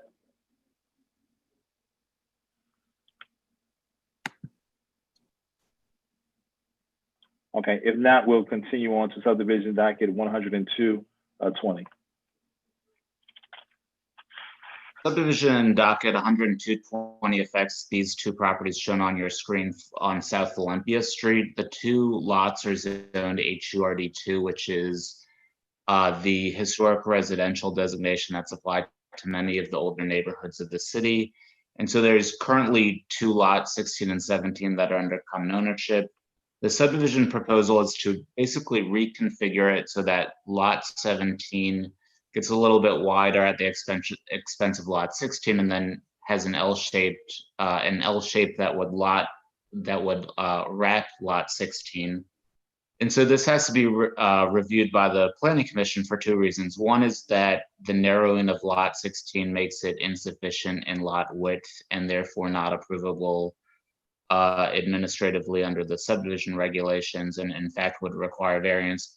And then secondly, from that, as we discussed earlier in this meeting, the staff tends to send L-shaped lot proposals to the Planning Commission because they're generally inconsistent with what the sub-regulations are trying to achieve. And this would create an L-shaped lot in lot 17. And so this is before you for that reason. The staff is recommending denial because this can't be viewed as an improvement over the current condition. The current condition has 2 rectangular lots that are sort of typical in shape for the area. They're 30-foot lots, so they meet the regulations. In contrast, this would create a lot that would be substandard in width as well as an unusual L-shaped condition. And so for those reasons, the staff is recommending denial of this application. All right, thank you, Stephen. Is the applicant here for subdivision docket 10220 or a representative? Yes, Lauren Griffin's present. All right. All right, Ms. Griffin, please state your name and address for the record. And you have 3 minutes. Lauren Griffin, 7835 Maple Street. I'm the representative on behalf of Alpine Properties, the owner. These 2 properties, 304 and 308, 310 South Olympia, were purchased together by Alpine Properties several years ago. Prior to that, they were owned by the same owner since at least 1932, with the same 2 existing structures on these properties. Many years ago, there was a building in the rear of 304 that was also part of the connecting building of 300, 302 South Olympia, as well as another one on Palmyra. It was all part of one restaurant. When that rear building was torn down and 304 was clearly improperly subdivided from 300 and 302 because they are physically connected with the same wall, the rear 304 remained a concrete space that's been completely unused since then. Since at least 2003, from what I can see on Google Earth, the backyard of 308 has extended over the property line behind 304, creating an L shape, which actually gives more green space. And as you can see from that picture, there is more green space associated with it rather than just solid concrete. Rather than having wasted space of concrete in the back that doesn't help with any drainage in this area, this re-subdivision would create more green space of a backyard and would be used to its highest and best use, as well as its traditional use. This creates greater off-street parking and pulls cars off the street, which this area desperately needs with the store that's located directly across the street. And this allows the properties to have parking rather than just one property. 304 would just have that parking there rather than 308 and 304. It would give designated spots. The store creates congestion in the area, so this re-subdivision will allow for dedicated parking for both properties, which benefits the neighborhood. Expanding the backyard and fenced-in area is the highest and best use of this rear unused portion, and it increases marketability of both properties. As the properties sit now, each is 30 foot wide. However, this does create a problem for 308 because the property line is about a foot off the property, as you can see from the picture. So if 304 wanted to put a fence up, 308 couldn't stop them because it's right on that property line. So this would not only create a zoning issue, but it would also create a maintenance issue. By putting the property line in the middle of the common driveway, this pulls the property line off of 308 to be consistent with the rule that requires a property line to be 3 feet away from the structure. Moreover, when 308 was renovated, HVAC systems were added. So in the back, near the fence, there's some HVAC systems on the side. This most practical and efficient place to put the AC units was on the side of the property, which is actually in line where the AC window units were on that left side of the property. So there's always been some HVAC units encroaching over that property line. By moving the property line to the middle of the common driveway, this resolves the encroaching HVAC units. Currently, within less than a mile radius of the property at issue between Banks and Iberville, there are at least 18 residential properties that have the dog leg to their property line that appear to exceed this 15% threshold, which, as stated before, is not an actual rule. It's just a guideline that the city likes to follow. Some to note are 4407 Iberville, 305 South Olympia, 118 South Olympia which is actually pretty similar. It all extends the backyards over to the neighboring property. 231 North St. Patrick and 4327 Canal. So all these dogleg into the neighboring property. We're just trying to get the best and highest use of these properties. And so we would appreciate if you consider this as an approval.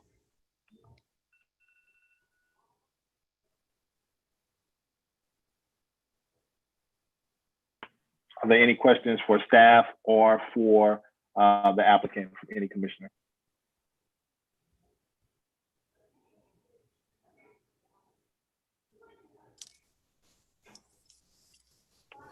All right.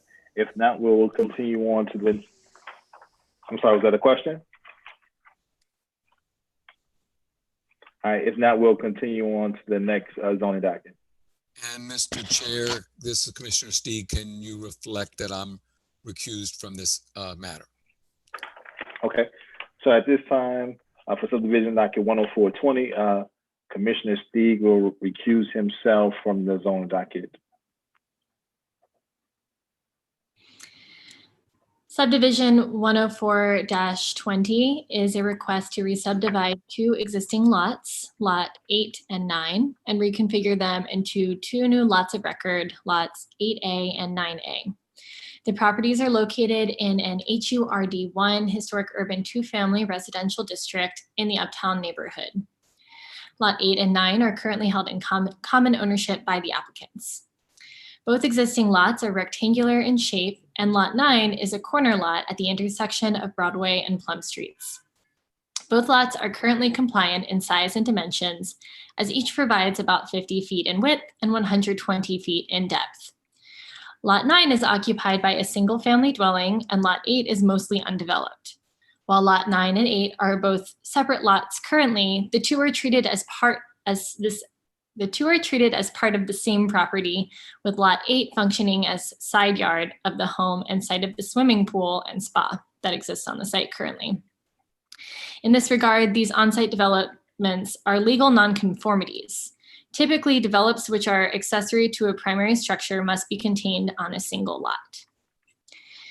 The proposal would reconfigure the existing lots into two new lots of record, resulting in new dimensions and an irregular L shape on lot 9A.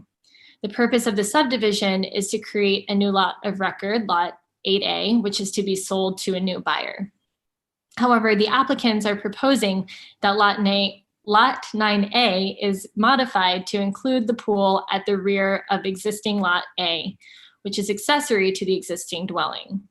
The proposed rear lot line of lot 8A would intercept the existing spa, which is attached to the pool. The subdivision survey indicates the spa is to be removed to resolve the condition where an on-site development is intercepted by the lot line. Proposed lot 8A would be a rectangular shaped lot measuring 3,690 square feet in area. Proposed lot 9A would be a roughly L-shaped lot measuring 8,490 square feet in area. A dogleg would extend from the rectangular portion of lot 9A to encompass the pool and patio surrounding.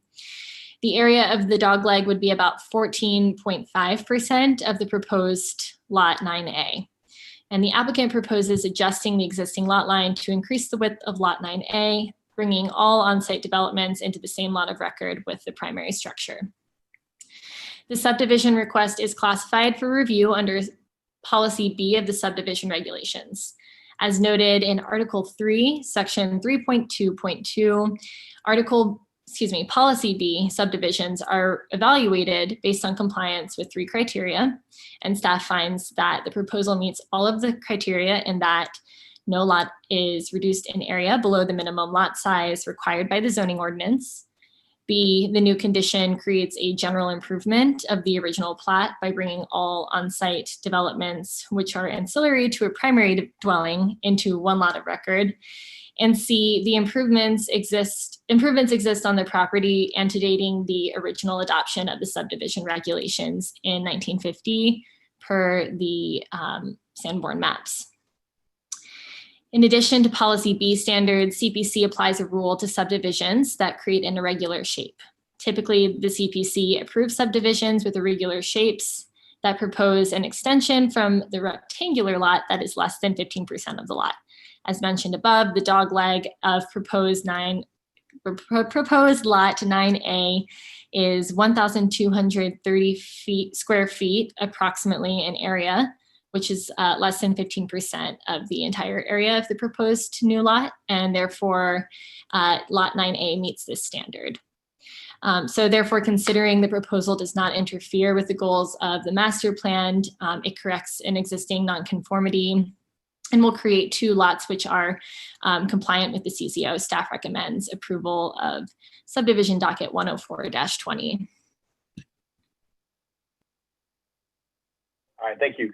At this time, do we have a representative of the applicant, or is the applicant present to discuss the subdivision docket?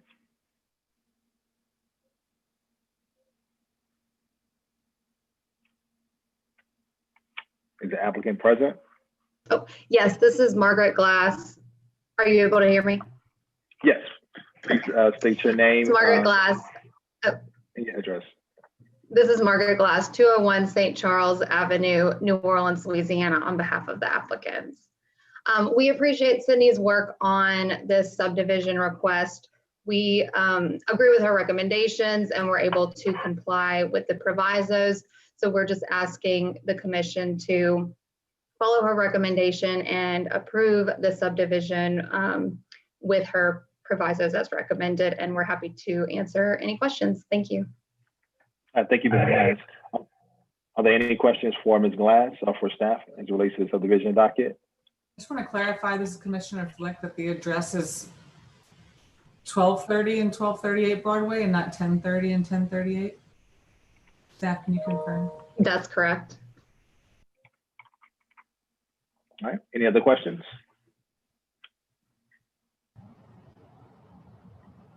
All right, if none, we'll continue to move forward with the docket on to the 2021-2025 capital improvement plan. I'm sorry. Yeah, the capital improvement plan. Good afternoon, commissioners. The 2021-2025 capital improvement plan amendment report considers amendments to this year's draft capital improvement plan to consider additional requests and amendments to departmental submissions. As part of the annual development of the CIP, section 6-104 of the city code requires each office, department, board, and the council, among others, to present to the city planning commission a list of all expenditures for permanent physical improvements, which it proposes to make in the next 5 years. The capital requests in this report were not presented during the department public hearings held in July 2020. Projects considered in this amendment are divided into 2 categories. The first being capital requests that have been reviewed in previous year's CIPs, but not submitted by the respective department this year until recently.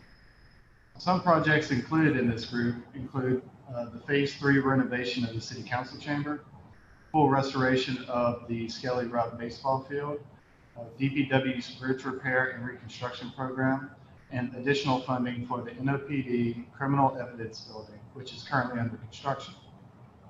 The second category of projects are those requests that have never been considered by the City Planning Commission. This list includes 12 projects, including DPW catch basin repairs and stormwater resilience projects, improvements to the Village de l'Est playground, and a $15 million investment in affordable housing. The Office of Community Development proposed investing $1.5 million in developments in 9 locations. Those projects with specific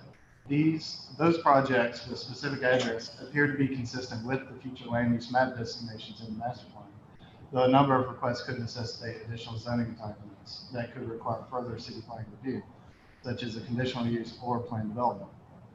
In conclusion, all of these projects are present in this amendment to provide an additional public hearing for requests to be included in the 2021 to 2025 capital improvement plan, as required by section 6-104 of the city code. As an amendment to the full draft, this supplemental report does not need to be voted on or acted on, and these projects will receive recommendations in the draft of this year's CIP to be heard after this item, and we'll have more details about proposed funding and master plan assistance.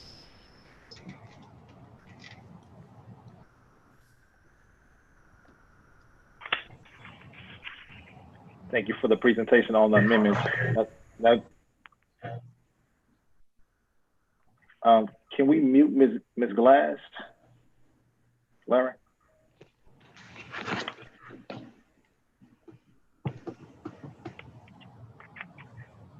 I'm sorry, what was that, Commissioner? Can we mute Ms. Glass? I'm getting some feedback.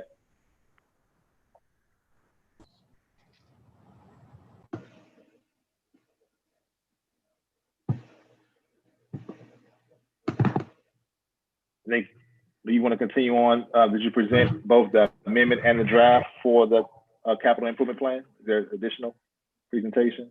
Yes, I can continue. Can I ask a point of information, Mr. Chair, before we do? I hate to interrupt Mr. Massey.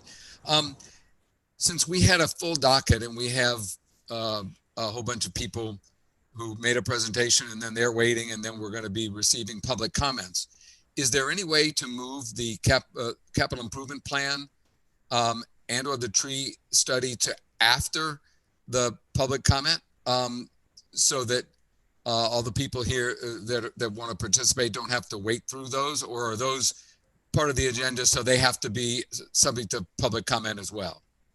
We have to accept public comment on anything that we're going to vote on, and we advertised the rules previously and read them and voted Very on good. them. There's the answer to my question. Thank you.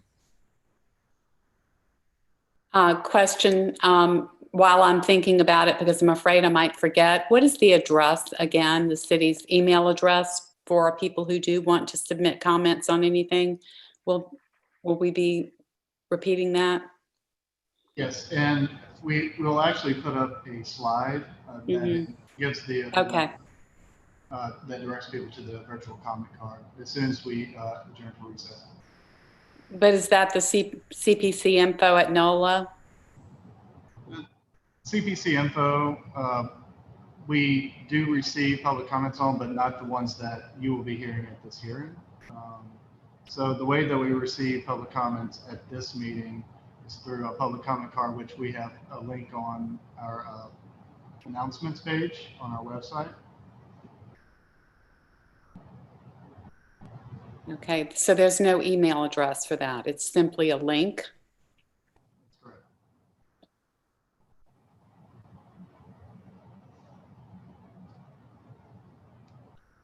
Yes? Yes, that's correct.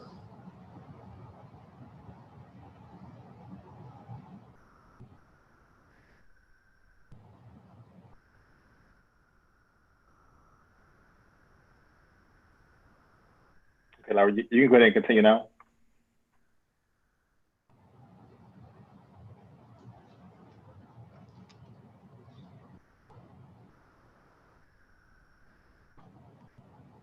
The Capital Improvement Plan is a 5-year program for expenditures by the City of New Orleans for permanent physical improvements to the city. In this presentation, we will provide a summary of expected revenues and recommended capital expenditures. We will conclude with recommendations related to future capital priorities and next steps.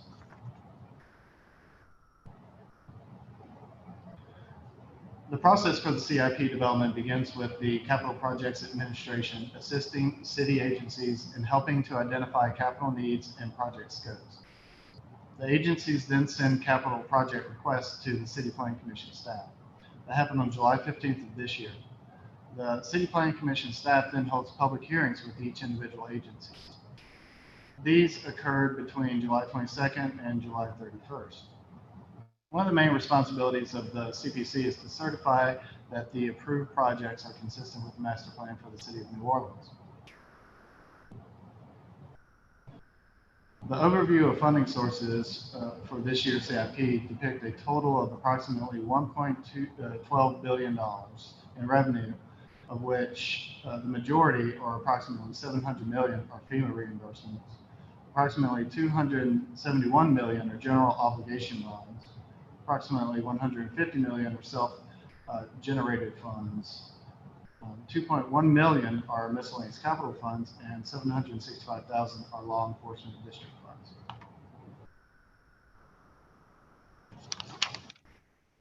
This slide presents more detail regarding the city's general obligation bonds. On November 16, 2019, voters in the city approved $500 million in new general obligation bonds. The administration plans to distribute these funds into three categories. First is surface and subsurface drainage, stormwater management, bridges, complete streets, and roads. This category is proposed to receive $250 million in funds, or half of the total authorization. The second category is public buildings and equipment, which also includes parks, libraries, and museums. This category is proposed to receive $225 million in funds, or 45% of the total authorization. The remaining $25 million will be allocated to investments in affordable housing. The administration plans to issue up to $300 million in early 2021, funding that will be recommended towards projects in this report. This slide gives an overview of expenditures by program type, which are program types the City Planning Commission has used for capital improvement planning in the past. I'll briefly touch on each of these in the following slides. Capital funding for street improvement projects by the Department of Public Works continue to make up the largest portion of the CIP, with a total expenditure of $831 million. This includes a mix of both bond funds and FEMA reimbursement funds.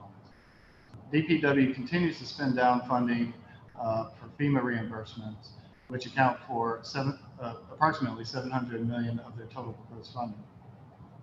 Additional bond funds will also fund major streets and roadway improvements that were not included in any post-Katrina recovery, and will fund projects in areas of the city that were not damaged as heavily with flooding. Additional funds will also go to fund a hazard mitigation project in the Broadmoor neighborhood and Duncan Plaza to complete stormwater projects for those areas.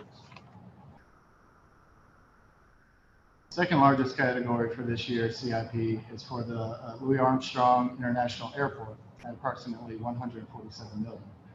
Now that the new terminal has been completed and is open, the majority of these funds are programmed for improving taxiways and renovating the former terminal for aviation uses. This funding comes from general airport revenue bonds, user fees, federal and state grants, and do not come from the city's general obligation bonds. The category of other public facilities includes the allocation of approximately $62 million in funding. Approximately $15 million of the funding in this category would be allocated to projects requested by the Department of Property Management. Property Management is responsible for maintaining city facilities past their warranty period and oversees repairing a number of aging facilities throughout the city. This department has also recommended miscellaneous capital funds to continue to fund ongoing building repairs, life safety upgrades, and energy efficient upgrades. Other Public Facilities Program Group also contains recommended funding for capital projects administration to redevelop the municipal auditorium at Armstrong Park. This redevelopment is intended to eventually house certain offices currently located in City Hall and will include landscaping improvements along Basin Street, as well as improvements to parking on site. Various other projects will be funded throughout the city, including a new sprayer plane for the Mosquito, Rodent, and Termite Control Board, which sprays for mosquito larvae and protects the city from mosquito-borne illnesses and potential outbreaks. Capital funding for public safety includes approximately $31 million in bond funding. The New Orleans Police Department, Fire Department, Juvenile Justice Intervention Center, and the District Attorney's Office are proposed to receive funding for various projects throughout the city. The District Attorney's Office will receive $750,000 in law enforcement district funds for roof repairs and replacing the existing chiller system at their South White Street office. This year's CIP also proposed just over $6 million in general obligation bonds for the construction of a new 8th District fire station, which will relocate existing fire station numbers 30 and 40 and will be co-located with NOPD's new 4th District stations.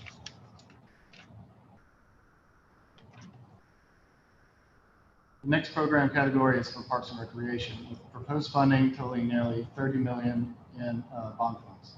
These funds are allocated amongst NORD, Audubon, City Park, and Parks and Parkway. NORD will fund new and ongoing projects throughout the city of various facilities, including pool and HVAC replacement and new playground and park equipment. Major new projects include improvements at Richard Lee Park, which will include new walking paths, playground equipment, park facilities, and stormwater management features in the lower ninth floor. Another major project will make infrastructure improvement to the Riverview Park in Audubon and will include repaving the roadway, curbing, and tree protection, new lighting, and other amenities for park users. Other projects proposed for bond funding in this report include Phase 2 of the Washington Square restoration, a special needs playground at City Park, and citywide NORD playground equipment replacement.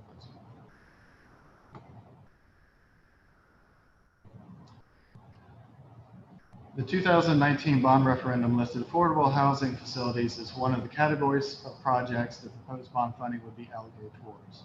Voters approved this new expenditure category, and this year, the city's Office of Community Development has identified 9 sites throughout the city in each council district, which will receive funds to assist in purchasing and building these developments.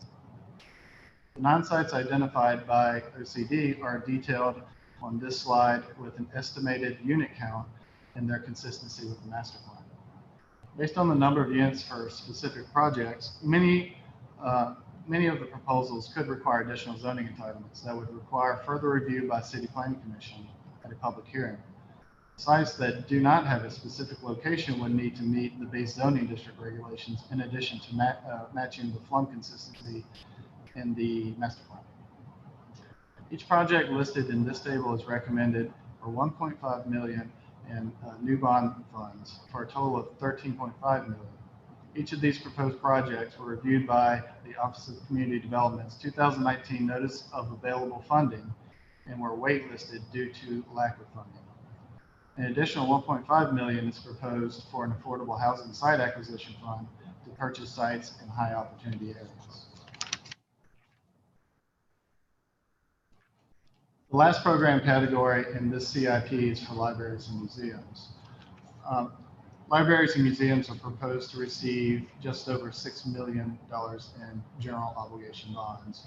These funds would be dedicated to a city archives feasibility study and the design of and HVAC and roof repairs for various branches. The funding would also be allocated to the New Orleans Museum of Art for their electrical system upgrades and the design of their new HVAC system and educational spaces, which have not been operational since Katrina. This final slide gives the timeline for the adoption and presentation of the capital improvement plan and concludes our presentation. Following the adoption of the plan by the commission, the capital improvement plan will be submitted to the mayor on October 15th or Thursday of this week. The mayor will then present the executive capital budget to the city council, and the city council will adopt a 2021 capital budget ordinance by December 1st of this year. And that concludes my presentation. All right. Thank you so much. Are there any comments from any commissioners as it relates to what we just heard about the capital improvement plan?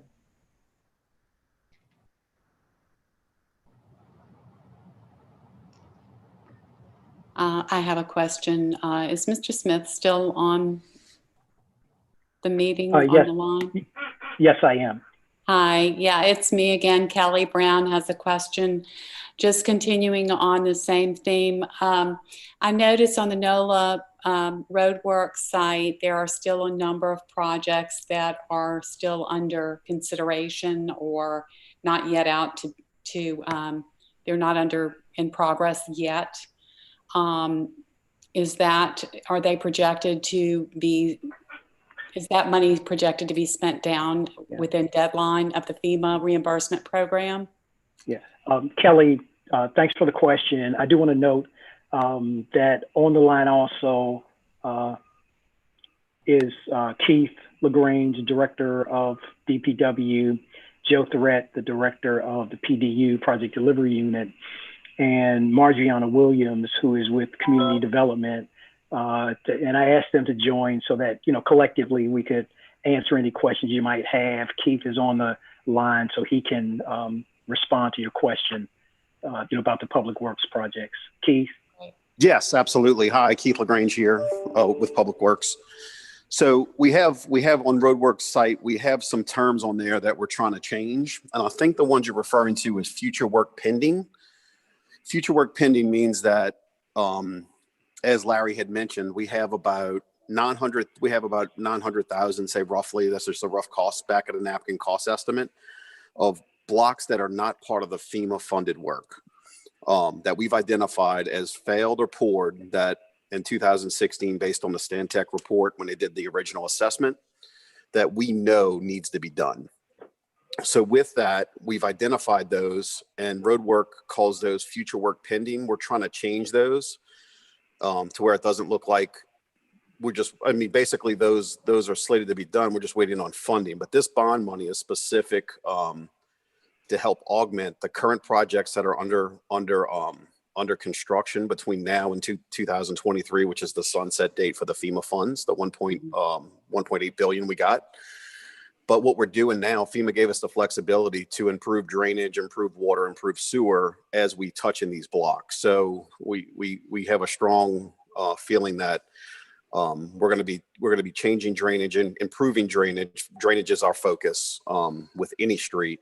But we're also adding blocks that FEMA necessarily didn't say was damaged due to Katrina, but they're giving us the flexibility if we have money left over. If let's say a bid comes in under budget, then we go ahead and put that money back into the neighborhood, and they're giving us the flexibility to change a patch job to a completely full reconstruction. So I don't know if that necessarily answers your question, but I hope that clarifies it. Well, it does in part. I guess what I'm looking at is the projects that are called plan projects on the website, the roadwork.nola.gov, the referenced website to track the projects. And all these are mostly FEMA funded projects.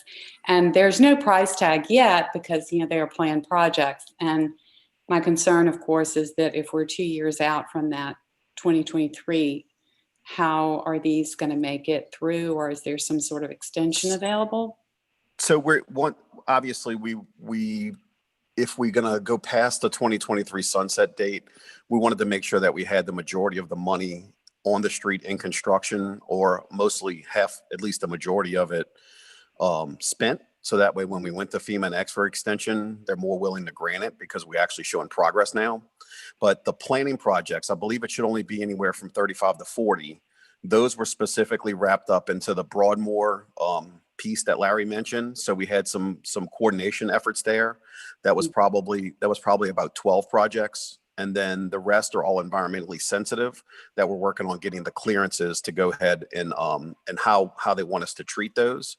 And those are going into designers' hands currently. So most of our designs are taking anywhere from 6 to 8 months. So we're still on track to potentially hit the 2023 date, but we just cautious that we don't want to put two contractors in the same neighborhood, given that some of these projects get so big. So we're trying to puzzle piece these contractors in the neighborhood with phasing plans and different things that we can do to be creative to still keep the work moving and not really be too much of a pain to the residents. Although, we got to get the work done. Okay. I guess I'm looking perhaps at a site that's not been updated because there are quite a few more projects than the Broadmoor area. Central City, Desire, BW Cooper, Lakeshore, Lake Vista, Gentilly. There are quite a few more than that listed as just planned. So I might be looking at an outdated list. Is that? I can check on that and get back to you. Okay. And what I can do, I can send they you the just most. Don't reconcile. Yeah, and I can show you the most up-to-date quarterly report that we have. Okay. I don't want to belabor this, but that just gave me pause. Yeah, and Kelly, that's possible because when we're putting these reports together, we're like taking a quick snapshot. Where are we now? And there's probably been at least a month or so since we put that information together. So there probably is a slight gap in the data. Mm-hmm. Okay. All right, any other questions from any other commissioner as it I relates just to wanna the say- capital improvement plan? I just want to say to the CPC team, thank you for the presentation. To everyone on the city side, Vincent, and on up through Ramsey and Albert's office and the mayor's office. This was a fantastic job. Really appreciated the feedback you got last year, and the plan was you know, you guys were getting your feet under you, no doubt. This is as complicated and challenging as a year as the gods can design for us. I really appreciate the effort and work you put on it. The staff at CPC did a great job, but you gave them great work, and I wanted to recognize that because we had some questions last year, and this year all of that was cleaned up. Thank you to you and the entire team for the work on that. Well, we did take your comments last year to heart, first of all, and secondly, I definitely want to you know, acknowledge Bob and Larry and Aspen for the work that they put in this year. They really helped us a lot. And, you know, this year was unique for us because and I've never done this before, but we basically, we started the 2020 bond sale the latter part of March when the COVID event hit. We had intended on having it done this year. So, you know, we were looking at last year's capital program as we were selecting projects.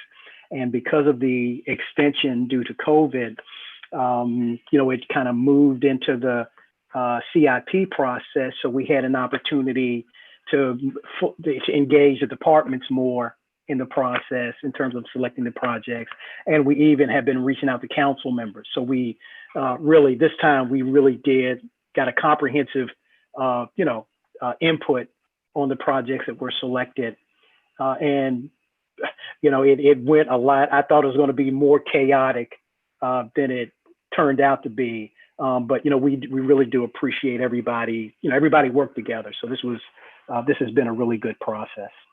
Well, share my gratitude, Vincent, to the team. Right, and I just want to take five more seconds just to echo those thoughts from those other commissioners. This has been a fantastic opportunity to see the investment that's actually placed in the city as far as like Lincoln Beach and definitely the double down on affordable housing. So I'll look forward to it in the future. So thanks again. If there are no other comments, we'll continue to move on to the tree preservation study. Thanks, everybody. Thank you to the team for joining in and answering the questions. I appreciate it. Okay. Thanks, Kelly. Thanks, everybody else. Have a great day. All right, I'm pleased to present the draft recommendations for the tree preservation study. I'm going to start off with just a review of the study goals, which were to promote and expand the New Orleans' urban forest to reach the 50% tree canopy by 2030, promote tree preservation and planting on private property, establish criteria for heritage trees to inform future development, and consider additional protection for those trees, explore the regulatory options for the retention, replacement, and enhancement of the landscaping and live oak canopies characteristic of New Orleans, and promote a diversity of tree planting species and speeds of growth.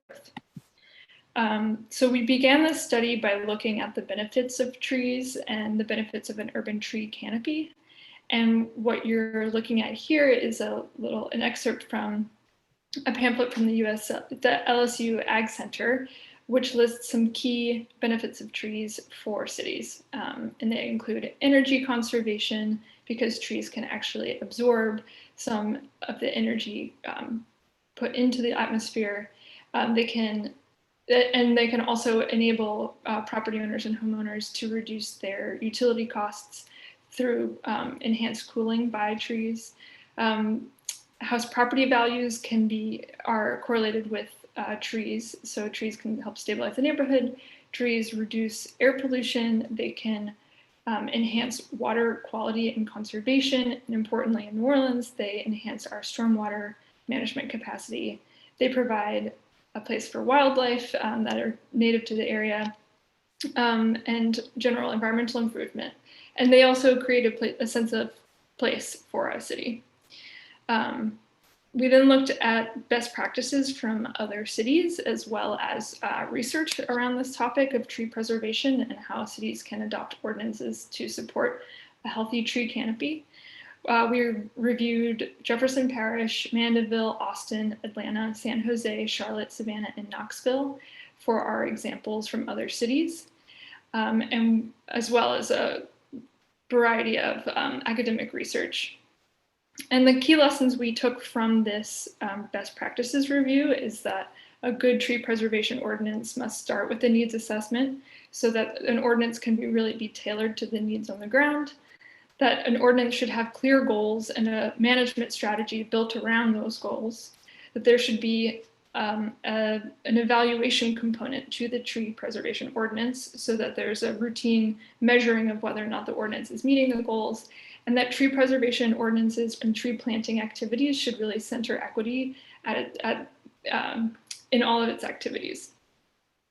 So I want to just touch briefly on the tree needs assessment and the importance of this.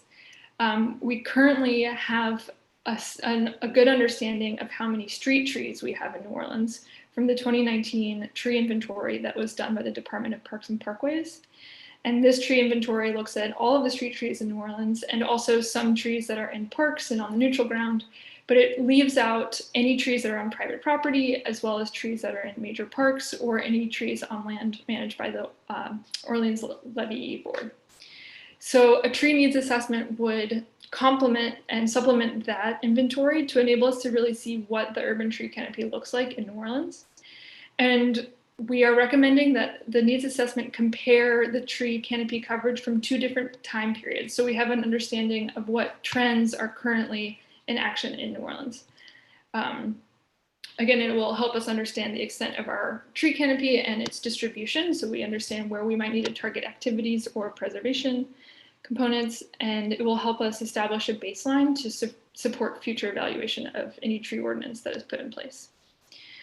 As we developed our recommendations, we looked at a range of different options. And so we set up this range looking at the least restrictive options to the most restrictive options as a way just to put ourselves in the landscape of what's possible and start to figure out what would be really feasible in our situation.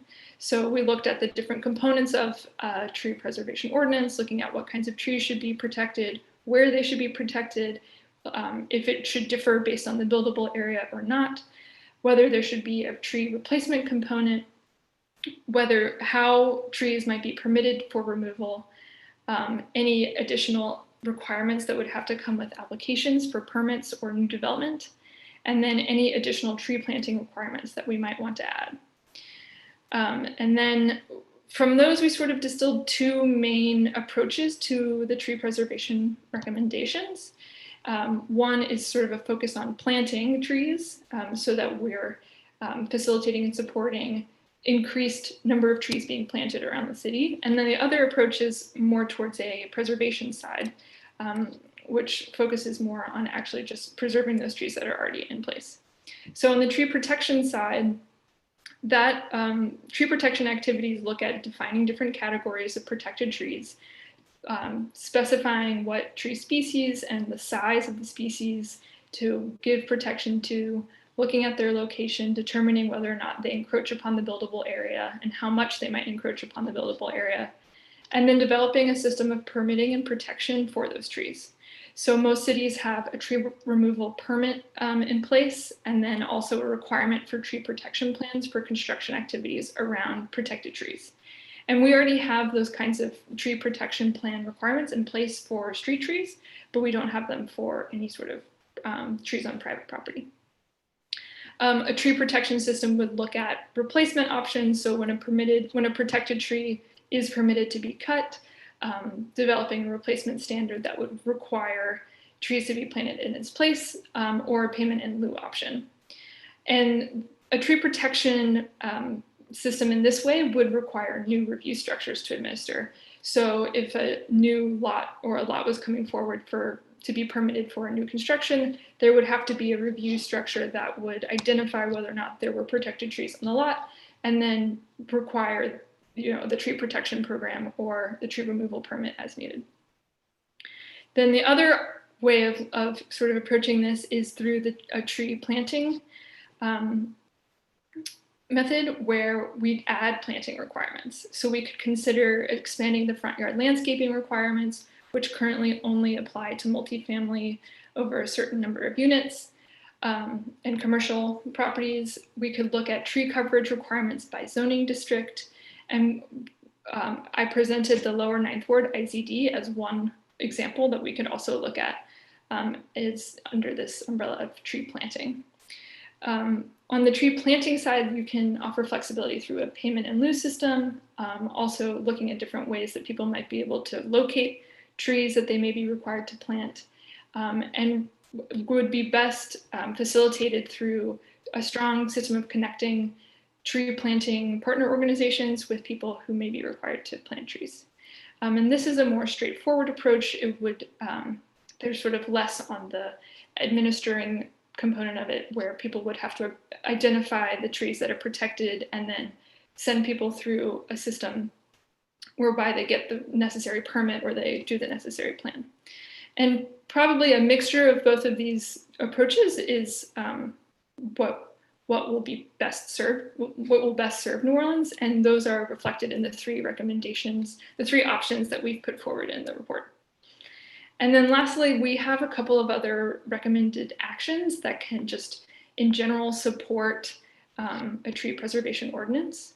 And that is producing a tree planting and care guide, so that if the city is requiring that property owners plant trees, that there is a greater success rate for those trees and that people are planting the right tree in the right place and knowing how to take care of them. That the city launch an outreach campaign with residents and arborists to uphold the enforcement of any tree protection or tree planting ordinance.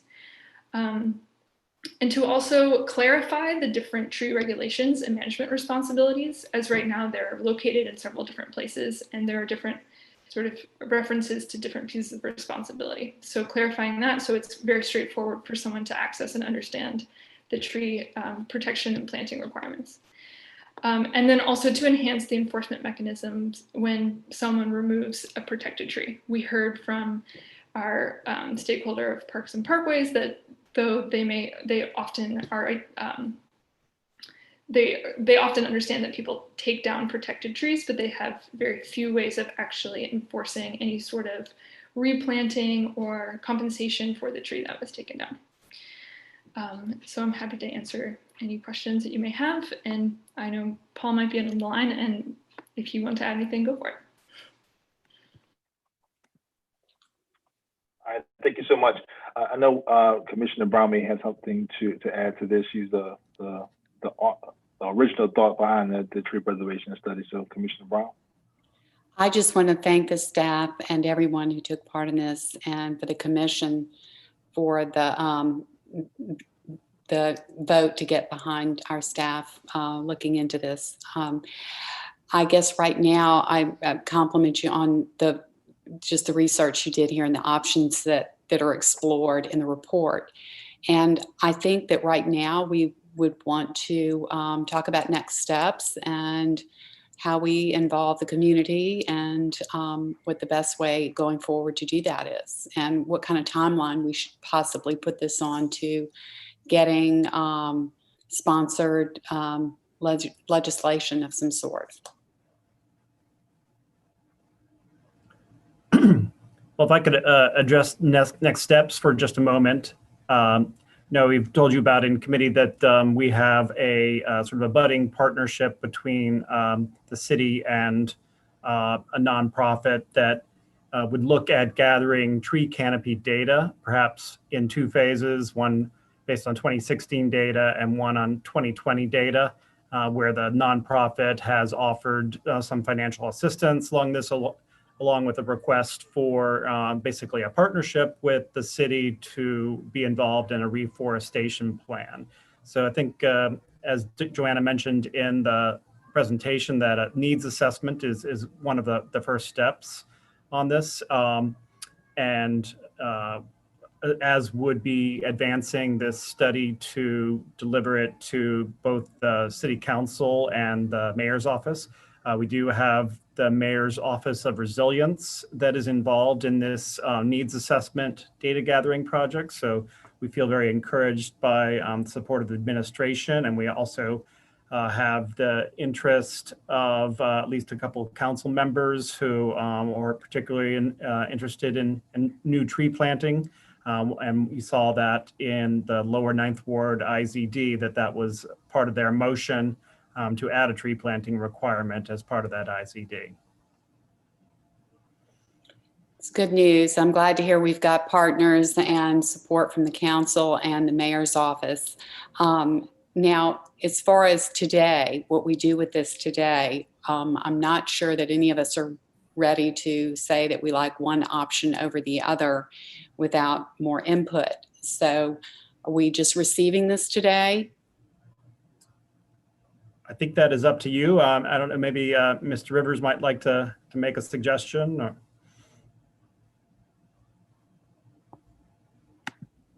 So, yeah, so what I would say at this point is the first order of business seems to be if the commission is supportive of the study in its entirety, then the commission can certainly act to adopt the study in its entirety. And then in terms of identifying particular options, and we've had, for instance, the billboard study had a number of options laid out in that study. And so the commission adopted that, and the study in its entirety with the various options in it. So that's certainly something that could be done today. And what that would do is it would, unless of course there are some changes that the commission would like to see in the study, then we can certainly hear those and move forward and make the changes that you all want to see. But if you all are okay with the study as it is now, then I would say the first step would be to adopt it as a commission. And then what we could do as staff is, in addition to the things that Paul mentioned about working with the administration and working with the council, is maybe back into the committee, work with the committee on refining the specific initiatives that we as an office can take as follow-up to the adoption of the study. Great, thank you. Any other comments from any other commissioners? If not, Commissioner Flick?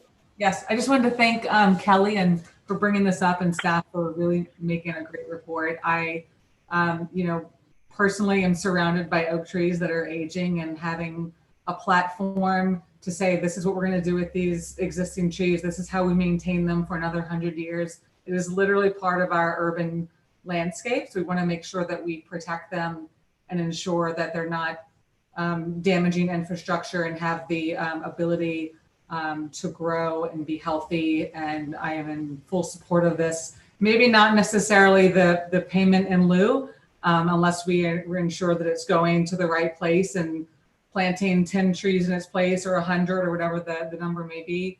But I'm in full support, so thank you. Agreed. Thank you, Lori.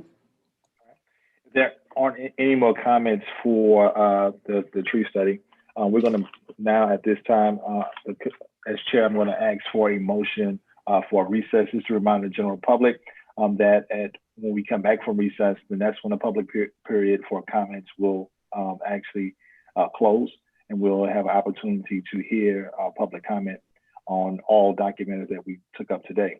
I'm going to also say for a few docket situations, we may lose a quorum, but we hopefully will then get that quorum back later. So I'm going to ask that those authorized representatives, if we get to your document and we don't have a quorum, we'll continue. You can stay with us. I'm expecting that we'll actually have a quorum towards the end of the meeting. So at the time now is 3:46. I'll entertain a motion for a 30-minute recess. Question before we do that. the link will be posted on the screen while we're recessed. Is that correct? That is correct. We'll put Okay. up a PowerPoint slide that shows exactly where to go to submit comments during the recess. Thank you. I'll make the motion to recess. Seconded. All right, so Commissioner Brown, can you state that motion with a time to return? Yes, it is now 3:47. I move to recess until for 30 minutes so that we can accept public comment, which will put us at 4:17. It's been moved by Commissioner Steve or recess until 4:17. Is there a second to that motion? Second by Commissioner Lund. It's been seconded by Commissioner Lung. Is there any further discussion on the motion to recess until 4:17? Now I'll call the question. Commissioner Brown, Yes. Commissioner Flick, Yes. Commissioner Lund, Yes. Commissioner Marshall, Yes. Commissioner Steeg, Yes. Commissioner Stewart votes yes, and Commissioner Weaver. Yes. All right, we'll recess to 4:17.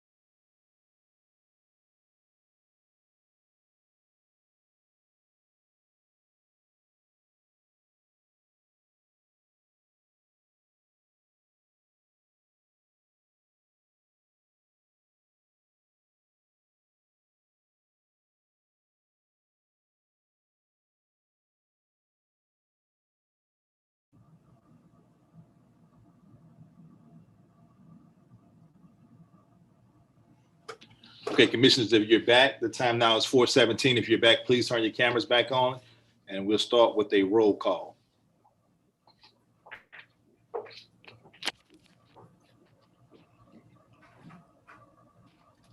Commissioner Brown. Present. Commissioner Flick. Commissioner Lund.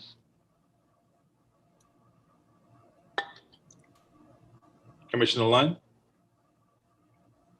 Commissioner Marshall.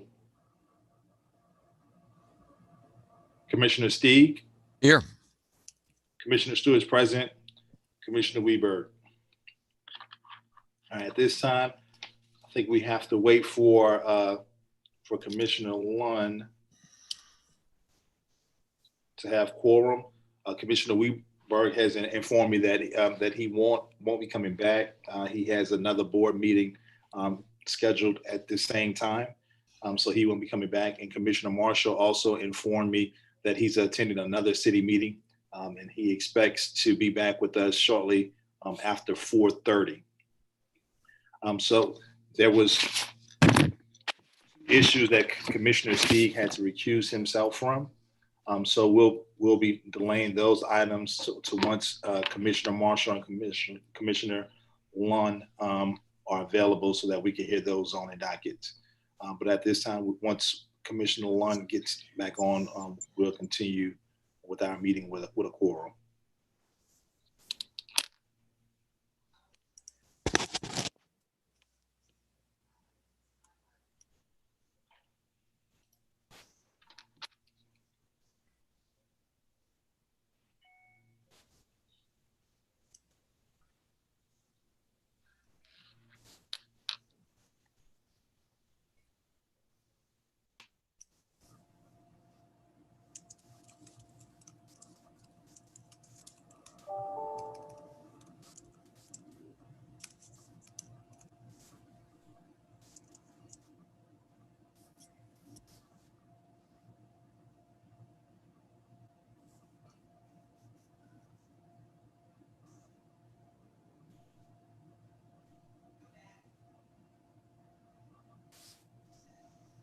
Okay, let the record reflect now that Commissioner Lund is back, so we have a quorum.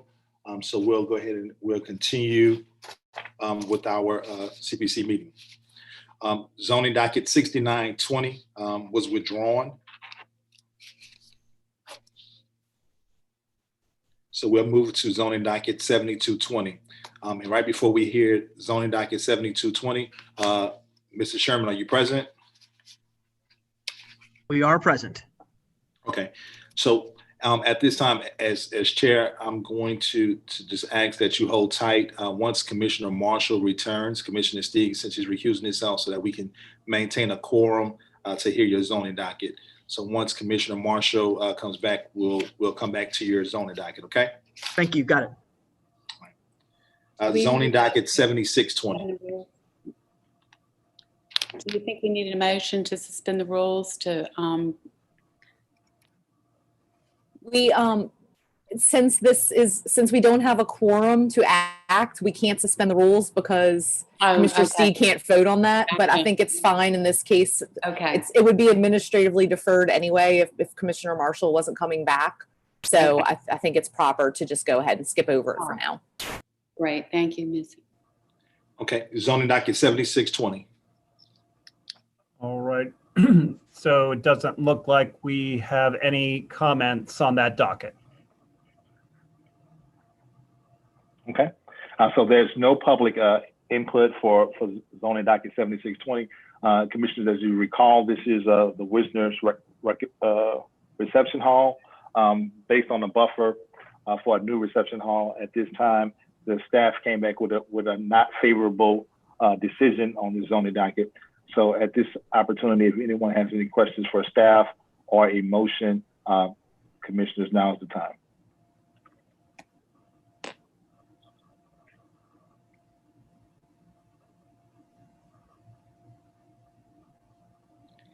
Okay, I'll start. I can't give a motion, but I'll just start off the discussion. I think as Stephen, commissioners, if you recall, Stephen stated, based on the rules a new reception hall. This is considered a new reception hall based on some issues that happened internally with the operation of them losing their license. This establishment operated as a reception hall since 2004 and would like to continue doing so. So is there a motion? Mr. Chair, the staff recommendation was for denial, right? Correct. So I move acceptance of staff recommendation of denial. This is Commissioner Stieg. All right. Is there a second to that motion?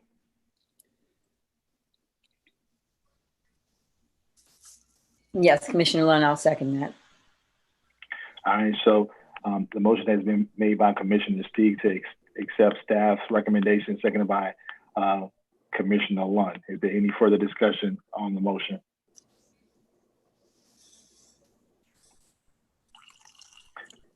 All right, at this time, I'll say I'll be voting against the motion based on, I think, from what we heard of the circumstances our previous meeting and also this meeting, that even though that this establishment operated as a reception hall since 2004, there was an issue, a timely demise of, uncertain demise of one of the existing members in the family, which caused the operation to cease and lose their occupational license.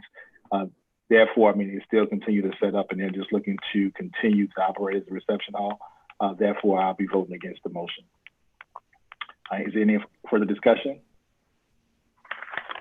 If not, I'll call the question. Commissioner Brown. I'm actually going to vote against it as well. So the vote is no. Commissioner Flick. I'm in the same boat. I'll also vote no. Commissioner Lunn. Yes. Commissioner Marshall, are you back? Commissioner Stieg. Yeah. Yes. Commissioner Stewart votes no, and Commissioner Weberg is not with us. So right now, it's 3-2, so the motion does not pass. Missy, does this move on to City Council with no recommendation, or are we? Unless somebody has an alternate motion. All right. Is there an alternate motion for this on the docket?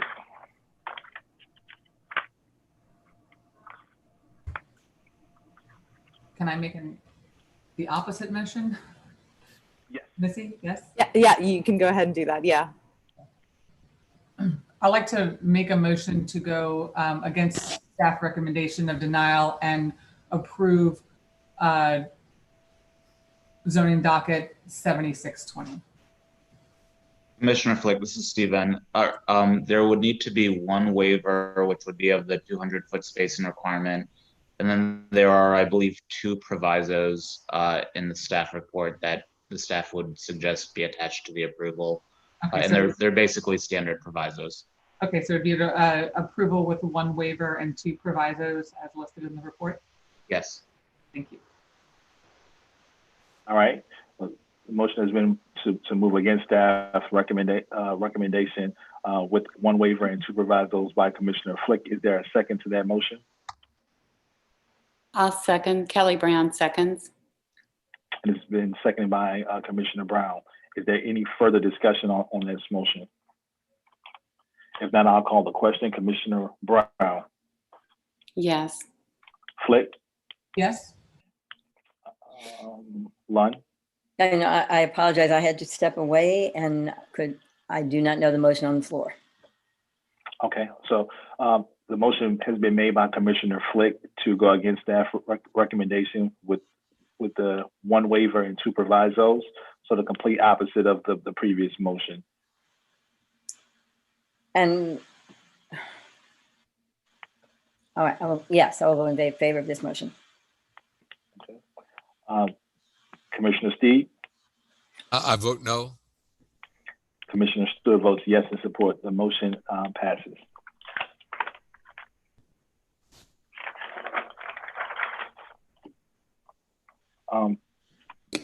The next docket matter. No, Wasn't it 1-4 or 4 no, to it's 1? It's 4-1. Everything's got 4-1.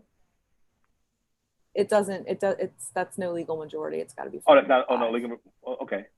All right, so let me see, it just basically goes to city council with no recommendation? Oh, wait, it's saying passed. I'm sorry. Well, it was 4-1. It still needs 5. Legal. It needs 5, doesn't it? Yeah, we have 9 members, so it needs 5. I mean, it needs 5, okay. So it moves to city council with no recommendation.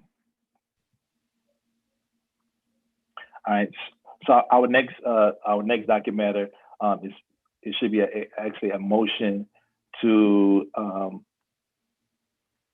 amend the previous adopted decision by the commission on subdivision docket 8220. This falls into 2 parts.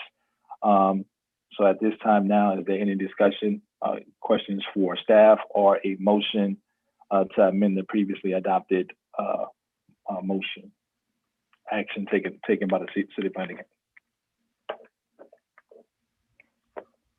Is this is the one where we were being asked to reconsider? Yes. So, Missy, what is the technically correct motion to make a motion to not reconsider? If you don't want to reconsider it, you don't have to make a motion. Is it to amend? If you want to, it's to amend the previously adopted motion. Missy, I also wanted to ask, we do have a number of public comments which are more about the subdivision docket, so I don't know if we would read that before the consideration or the reconsideration motion or not. If we are going to take action, we need to read the public comment. If we are not going to take action, we don't need to read the public comment, but you can choose to read the public comment no matter what. But legally, you only have to receive public comment on something you're voting upon. All right, I'll just let it be known that there are several comments. So we would not be voting we can't technically reconsider because that has to be done at the meeting that we considered it. So this, in order to take this item up, Commissioner Stieg, I think I don't know whether you were asking this or not, but how do we propose to do that under rules? Yeah. So it's a motion to amend the previously adopted motion. And then we would basically be taking that away and then substituting it with a new motion. Okay. And if we didn't want to revisit the issue, we just make no motion at all. Right. Correct. But if you're going to do a motion, we need to accept the public comment. So is there a motion by any commissioner?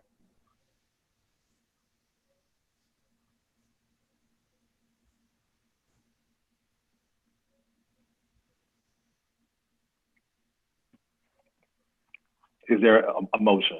Any commissioner would like to offer a motion?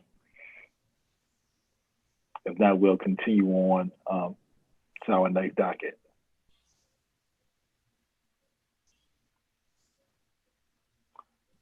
Okay, we'll continue on to our next zoning docket 7720.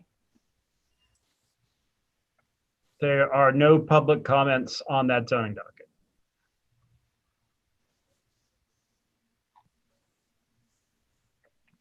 Okay.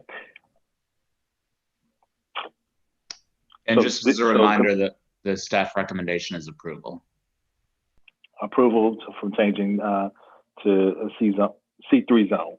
So commissioners, is there a motion or any questions for staff?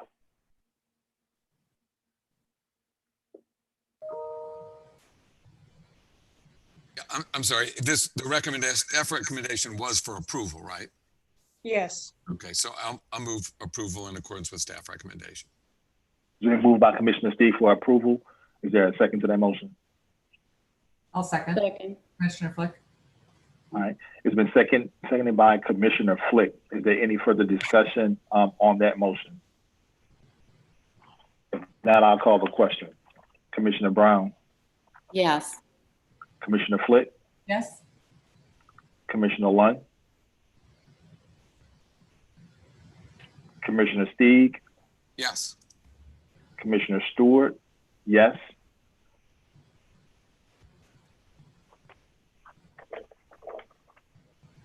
And Commissioner Lund. You know, my apologies again.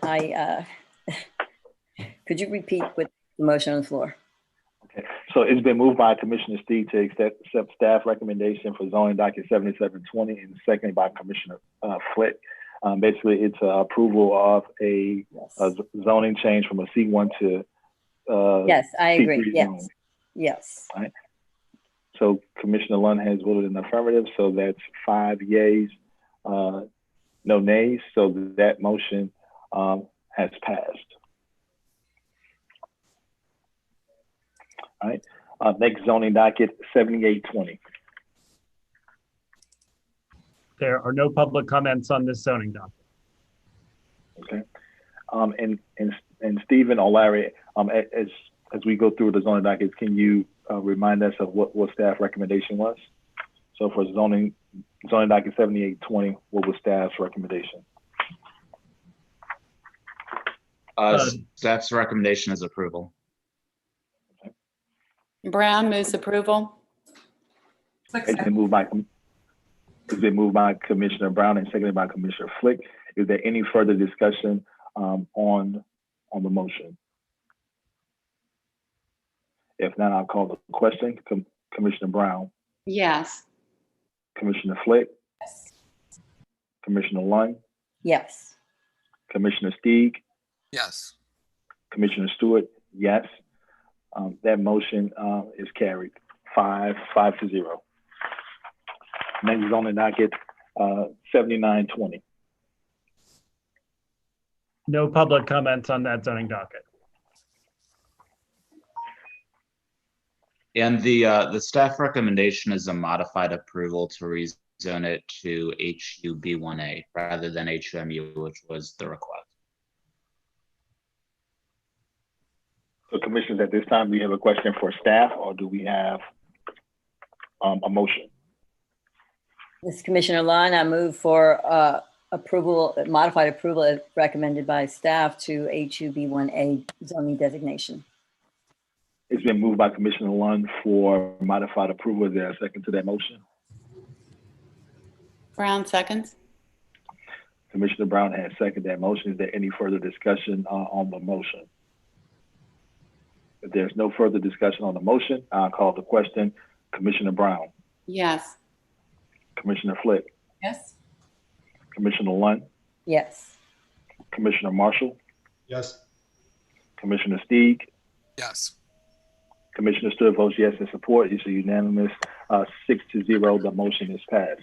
At this time now, Commissioner Marshall has joined us. At this time, we're going to go back to zoning docket 7220. I'm going to ask that now that Commissioner Stieg, you can turn your camera off and recuse yourself So I'll recuse from this myself. zoning Thank you. docket. We have several comments on zoning docket 7220. Okay. All right. Well, at this time, you can go ahead and start and read those into the record. All right, the first comment is from Bo Baudier, address 6559 Louis XIV Street, New Orleans. My name is Bo Baudier. I am co-developer of the project. With respect to the Proviso 17, I would just like to add that the State Historic Preservation Office enthusiastically supported restoring the former street as we have proposed. Adrienne Dickerson with SHPO wrote on April 2nd, 2020, the following. The revised site plans that propose using the area between the two buildings for parking is much more appropriate for this facility. This was the original driveway between the factory and warehouse where trucks would prep for delivery. The Sanborn map shows that the bottling plant had its own fuel station here as well. So returning this space to an automotive reuse is a really good proposal. Next comment is from Timothy Baudier, 80061 Rollo Road, Bush, Louisiana. My name is Tim Baudier. I'm honored to be working to develop this historic property and to be a part of the future Norman C. Francis Parkway. We respectfully request your support for the elimination of provisos numbers 12 and 17, that they be removed as part of the approval of the project. Next comment is from Jose Alvarez, 365 Canal Street, Suite 3150, New Orleans. My name is Jose Alvarez with SQ Dumas Ripple. I am the architect for this project. We understand staff's concerns relative to parking in the breezeway. I'm ready to confirm that we will design the breezeway as an open, drivable pedestrian plaza with all the necessary safety measures and protected crossings for pedestrians. The breezeway experience will be centered around people and will include a 15-foot and 20-foot covered walkways with direct access to the commercial uses and 3 large outdoor living rooms or green courts. The breezeway will be a wonderful outdoor experience for the building users, residents, and visitors, featuring landscape and celebrating rainwater collection. Outside the breezeway, the design includes several dedicated residential amenities throughout the project. For example, 4 large internal courtyards, each featuring different outdoor experiences: pool court, kids court, lounge court, and game court. A wonderful rooftop pool and pool deck with extensive city views, 2 large clubhouses with professional kitchens, lounging and games, and a WFH office amenity in support of the tenants. That concludes the public comments. All right, thank you for the public comment. So at this time, I just want to make sure, is the applicant on, Mr. Sherman? Yes, Mr. Chair, we are on. Okay, all right, so since we got out of order, so the applicant is on as well. If there's any further discussion or comments from any commissioner. This is Commissioner Lyon. I have a question. I understand that none of the financing is contingent upon creating affordable housing, but in like the neighborhood NPP meetings, there is a record that it's stated that 100% of the units will be, this is what I don't understand. Is it offered to people who have their income at 80% or less of the AMI, or is it that people who have 80% of AMI will only have to pay 30% of their income towards rent? I mean, what is the commitment with regard to, not clear, it says market rate at some point, and then it says it's definitely workforce housing. And it looks like they're large units. So if the applicant wouldn't mind giving an answer about the pricing on these units. Sure, this is Mike Sherman, happy to answer on behalf of the applicant. I think the document you're referring to was probably an earlier NPP conducted on an earlier iteration of the project. This is not an affordable housing plan development. This is not an AHPD. This is a ordinary PDD. So the benefits to the city are many. There are no low income or affordable housing subsidies as part of this project at this time. However, when we look at the proposed rent structure in the HUD pro forma, naturally, the project will be affordable to people along the AMI spectrum from 60 up to 100% AMI, based upon what the income thresholds are for workforce housing. So this is not a subsidized project with low-income housing tax credits. It is not at this time subsidized by a pilot of any type. I will disclose to you that we have already talked to the Finance Authority of New Orleans, and we are certainly going to be pursuing with FANO their brand new, recently rolled out this month program to see if a pilot with a sale leaseback and a commitment to affordability works for the project. We actually hope that works. But at this point, we have no agreement with FANO. We have no agreement with the IDB, and we are not presenting to the City Planning Commission an AHPD. I think the comment is that the rent structure right now as proposed actually naturally meets affordability criteria. And I will just note for interest, the 3 kind of secret sauces to this project are 40-year HUD loan, along with the state and federal historic tax credit. So that trifecta is what's creating feasibility. To get lower than we are on the housing spectrum, we would need a property tax incentive of some sort. And that is not up for approval today, but we're certainly discussing with Damon Burns and the team at Fano the product they rolled out just 2 or 3 weeks ago. And I think we'll hopefully come up with something in the next couple of months there. Okay, thank you for that explanation. Thank you. Right. Are there any other further questions for the applicant or staff, or a motion from any commissioner?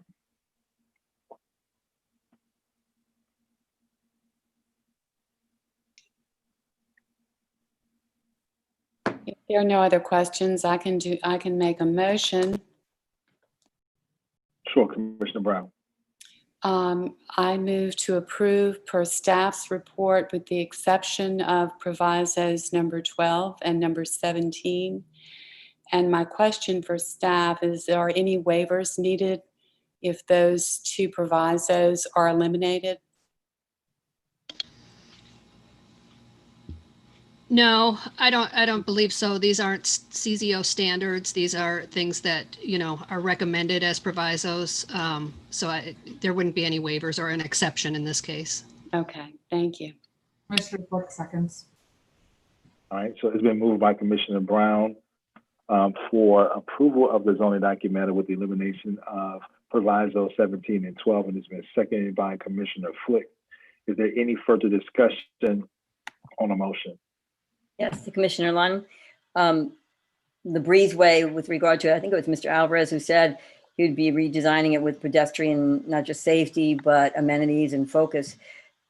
Do we need to make that part of this motion in order for the applicant be required to do that? I guess that would be for yes, legal. We do. Okay. Would you like me to amend my motion? I'd like to request if Commissioner Brown would amend I to think include that's the reasonable. requirement. Thank you for pointing that out. Okay.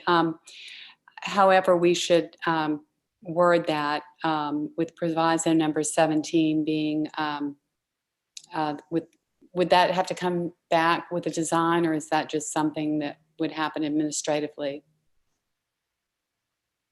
That's something that we can do administratively when we sign off on final development plans after the council act. Okay. Well, then what she said. Okay, so Commissioner Brown, I'm wanna amending check- my motion to include Commissioner Lund's. Commissioner Lund, you want to clarify just that? Just a requirement to be architects come back included along with waiving the proviso, a requirement to be included that design plans be,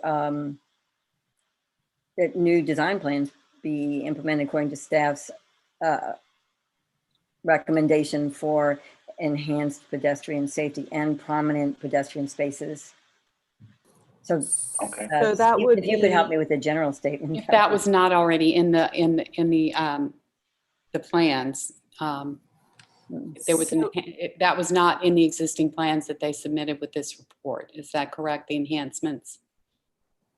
Right. We would want to work with them. I'm sorry, Okay. Stephen, if you were going to jump in to make sure that, that all of the CZO standards, pedestrian walkways, all of the safety guidelines are put in there, and landscaping, et cetera. Sure. So we would just ask that, staff get to review it prior to sign off on final and recordation. Okay. Missy, you had something? I'm guessing we should probably add this as a Yeah, proviso. Okay. So that would be the best way to amend the motion, taking out the ones that we took out and then adding one that says they have to come back with the plans to show the staff that they meet all the CZO requirements. All right, Commissioner Flick, you actually second the motion. Are you in favor of? Yes. Okay, so Commissioner Brown, can you just restate the motion? Okay. With the added proviso from Commissioner Lund, and then let's make sure that we actually have that proviso recorded properly to enhance safety of the pedestrian walkways, along with the review of the landscaping.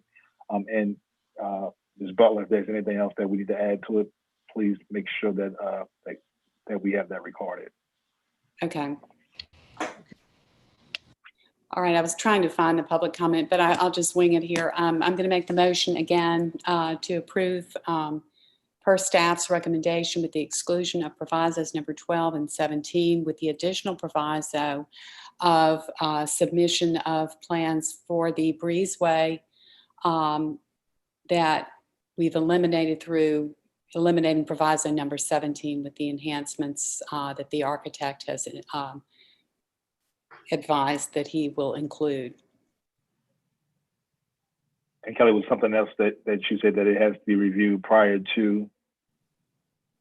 Just that it would state that this is subject to City Planning Commission staff review prior to final approval and recordation. Okay. All right. So it's been moved. The motion has been made by Commissioner Brown.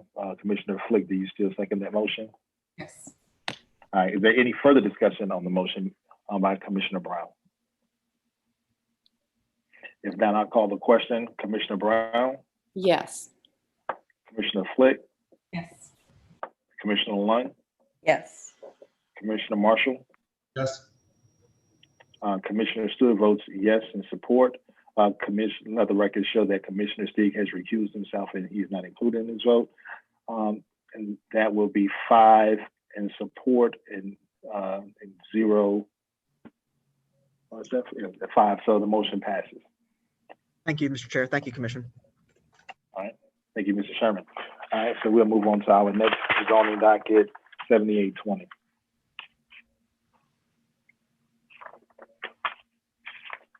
There are no public comments on this zoning docket.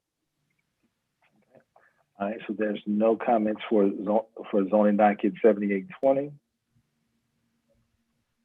Or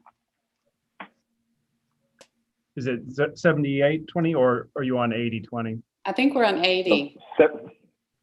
Well, no, we're on 7820, right? No, my notes have us as approving 782050. Okay. All right. So I'm sorry. There's no comments on 8020 either.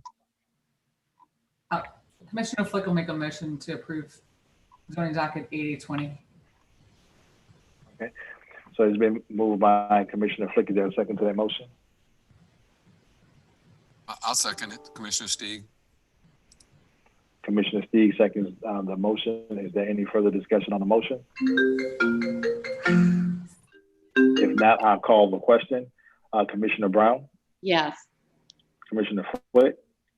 Yes. Commissioner Lund? Yes.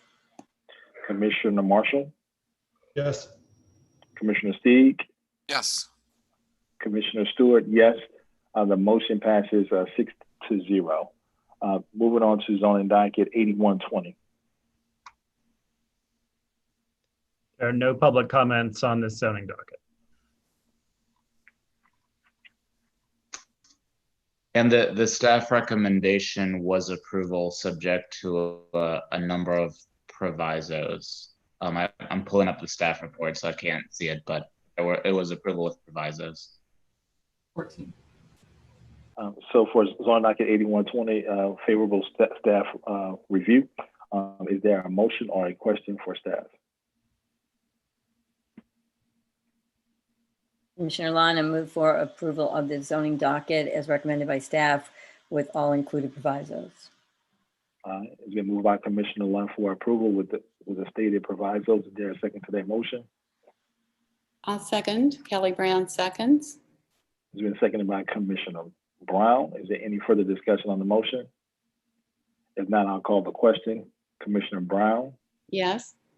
Commissioner Flick? Yes. Commissioner Lund? Yes. Commissioner Marshall? Yes. Commissioner Steig? Yes.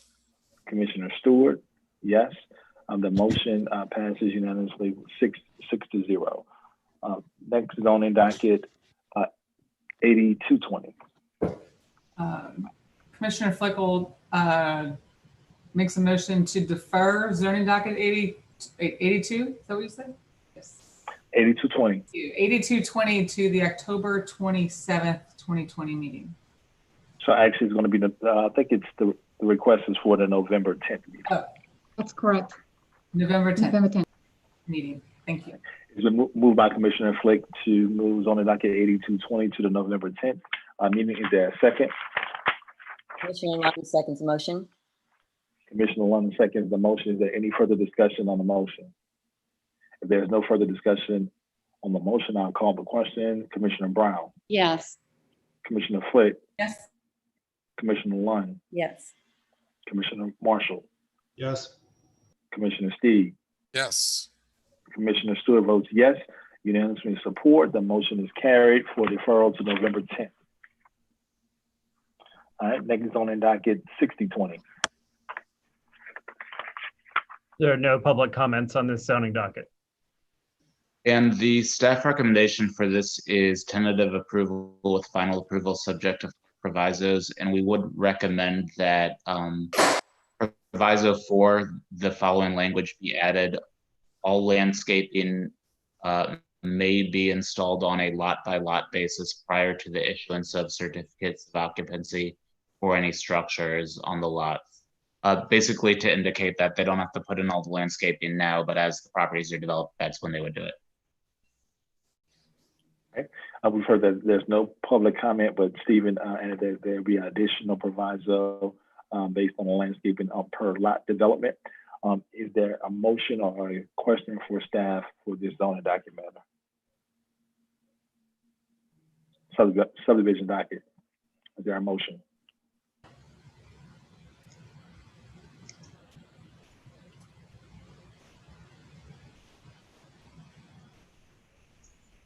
Right. Commissioner Lund, I move for tentative approval as recommended by staff with subject to all the provisos with the added proviso for the phased landscaping or methodology they recommend. All right, it's been moved by Commissioner Lund for approval with the one added proviso. Is there a second to that motion? Commissioner Flick will second. Commissioner Flick seconds the motion. Is there any further discussion? If there's no further discussion on the motion, I'll call a question. Commissioner Brown, Yes. Commissioner Flick, Yes. Commissioner Lund, Yes. Commissioner Marshall, Yes. Commissioner Steeg, Yes. Commissioner Stewart votes yes in support. Unanimous in support for the subdivision docket, and it passes.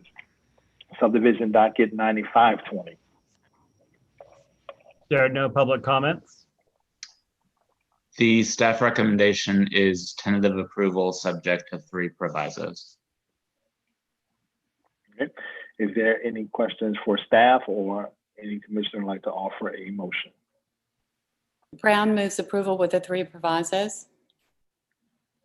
It's been moved by Commissioner Brown to accept staff's report with the proper provisos. Is there a second to that motion? Commissioner Flick. Commissioner Flick seconds the motion. Is there any further discussion on the motion or questions for staff? If not, I'll call the question. Commissioner Brown, Yes. Commissioner Flick, Yes. Commissioner Lund, Yes. Commissioner Marshall, Yes. Commissioner Steed, Yes. Commissioner Stewart votes in support as well. Unanimous in support for the subdivision docket, and it passes. On to subdivision docket 10220. There are no public comments. The staff recommendation is tentative approval subject to 3 provisos. Commissioner Flick I'll make a motion to approve subdivision docket 120 subject to 3 provisos. It's been moved by Commissioner Flick for approval of the subdivision docket. Is there a second to that motion? Seconded by Commissioner Lund. It's been second by Commissioner Lund. Is there any further discussion on the motion? If not, I'll call the question. Commissioner Brown, Yes. Commissioner Flick, Yes. Commissioner Lund, Yes. Commissioner Marshall, Yes. Commissioner Steeg, Yes. Commissioner Stewart votes yes in support. Unanimous in support for subdivision docket, and it passes unanimously. Subdivision docket 10420. At this time, we'll ask that Commissioner Steeg turns his camera off as he recused himself. And thank you. All right. There are no public comments. All right. And the staff recommendation is for denial. Okay. All right. Staff recommendation is for denial on the subdivision docket. Any questions for staff or a motion by a commissioner? This is Commissioner Flick. I'll make a motion in support of staff's recommendation of denial for subdivision docket 10220. It's been moved by Commissioner Flick to support staff recommendation for denial for subdivision docket 10420. Is there a second to that motion? Mr. Stewart, this is not the one I'm recused on. I'm 10420 for recusal, so I'll pop back in here.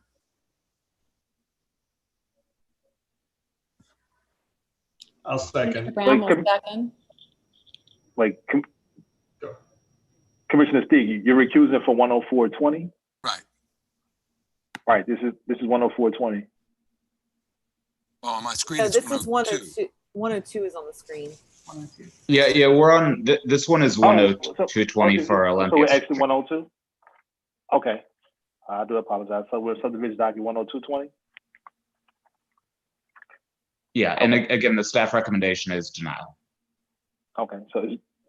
So the motion for subdivision docket 102 by Commissioner Flick is for denial. And Brown seconds. And Commissioner Brown has seconded the motion. Is there any further discussion on the motion?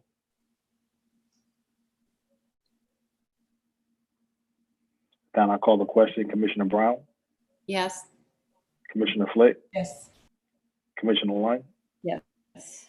Commissioner Marshall, Yes. Commissioner Steeg, Yes. Commissioner Stewart, yes. The motion is approved for denial for subdivision docket 10220. Passes. All right, so now we'll move to subdivision docket 10420 and Commissioner Steeg will recuse himself. Thank you. Sorry for trying to put you out early, Commissioner Steeg. There are no public comments. The staff recommendation is tentative approval subject to 4 provisos.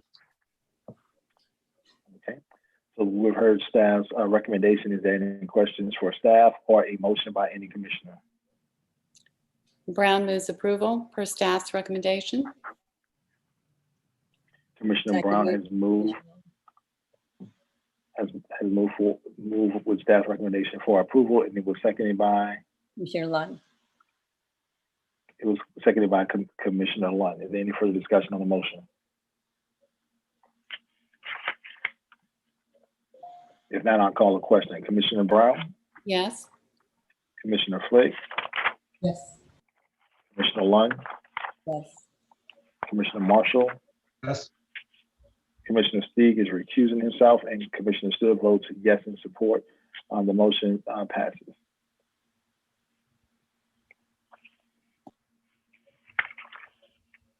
Now we'll move on to item number 17, which is the 2021-2025 capital improvement plan amendment. We do have one comment on the amendment. Comment is from Maxwell Giardulo. Would like to provide or request information regarding this application. The Louisiana, his address is 1340 Portia Street, Suite 710, New Orleans. The Louisiana Fair Housing Action Center strongly supported the inclusion of affordable housing as an essential infrastructure in the bond issue that will pay for these improvements, and we are excited to see this plan for how the first tranche of money will be spent.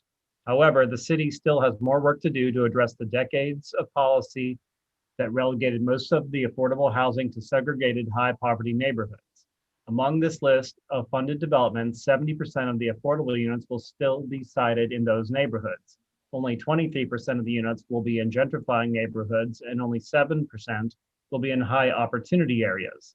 The $1.5 million acquisition fund for sites in high opportunity areas is a good start, but we must do more to shift this balance. Our commitment in our assessment of fair housing plan requires us to prioritize affordable developments in high opportunity neighborhoods near jobs, high performing schools, and other amenities. As the capital improvement plan mentions, many of these developments will require future approval by the CPC.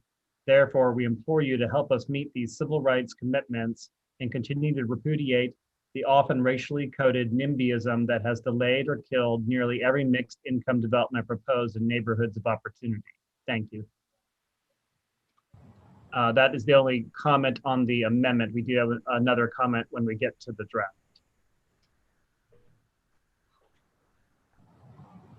Any comments or motion from any commissioner?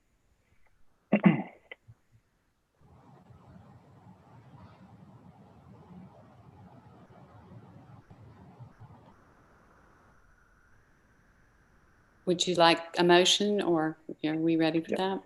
I'll make the motion. So, hold on. This is Bob. I don't believe, Larry, correct me if I'm wrong. I don't believe a motion is necessitated here. Oh, okay. It's just the amendment, just to have the hearing to take in information on those new projects. And now they're incorporated into the final CIP, so we'll act on the CIP. Okay. Right, this was just the public hearing. Correct. Okay. All right, so we'll move to agenda item number 18, and we have one public comment. We have one comment from Nathan Lott, representing the Preservation Resource Center in support. Last year, the PRC supported passage of a major bond measure because it was the first in more than a decade to include funds for public property maintenance. We are pleased to see a portion of the funds being deployed to make deferred repairs and upgrades to existing public buildings. The draft capital improvement plan recommends a $10 million investment in necessary building maintenance and energy efficiency via the Department of Property Management, and roughly $20 million for existing court, fire, recreation, and public safety buildings.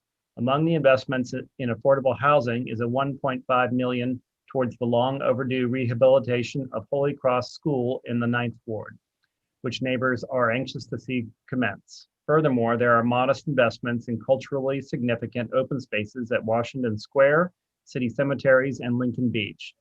More will certainly be needed for the latter, but we welcome this down payment. Maintaining public buildings and places is good for neighborhoods and good for taxpayers. Every investment requires maintenance, but computers and vehicles tend to lose their value over time, while real estate tends to increase in value. Even if future city leaders opt to sell unneeded buildings, future taxpayers will get more for well-maintained property.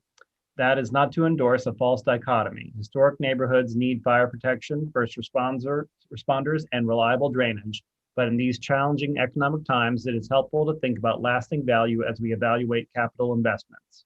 Finally, embedded in this plan is $16.2 million to support conversion of the municipal auditorium into a city hall.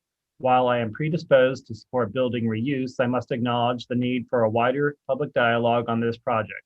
The administration was helpful and responsive when I inquired about their plans. However, I learned that only by invitation stakeholder meetings have been held to date.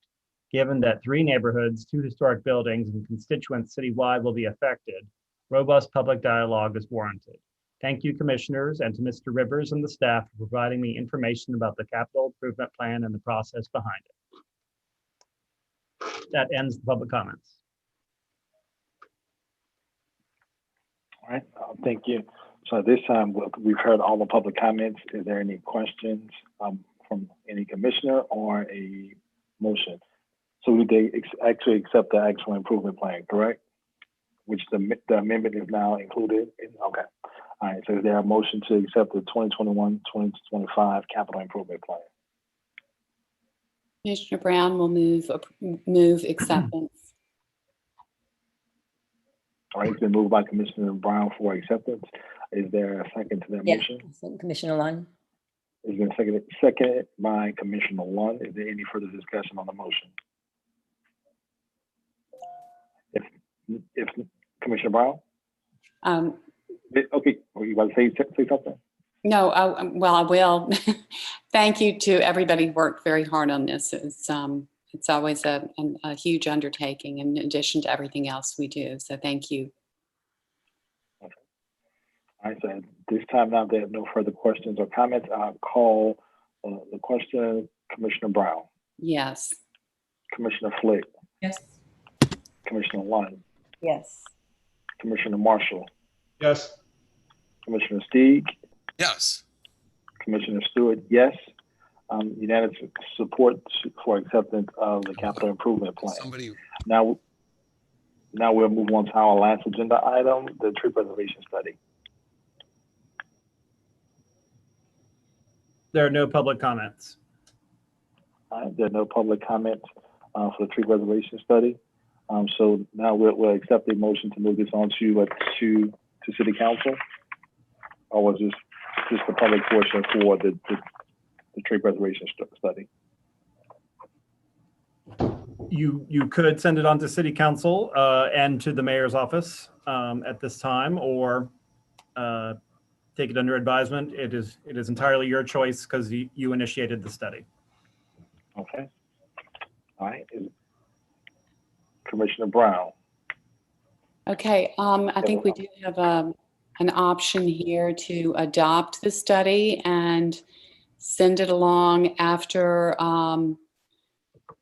we make a determination on options. So I think perhaps we do that at this point. Okay.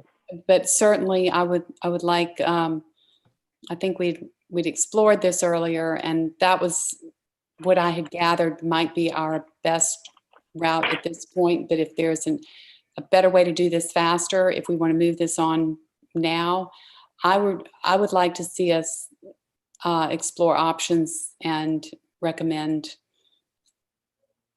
which options after we receive more input. Okay, so Commissioner Brown, would you like to put that in the form of a motion? Yes, I move to adopt the study and move forward with, now do we need to set dates on hearings now or not? Or is that part of this motion? You're interested in having hearings before the City Planning Commission? Further hearings?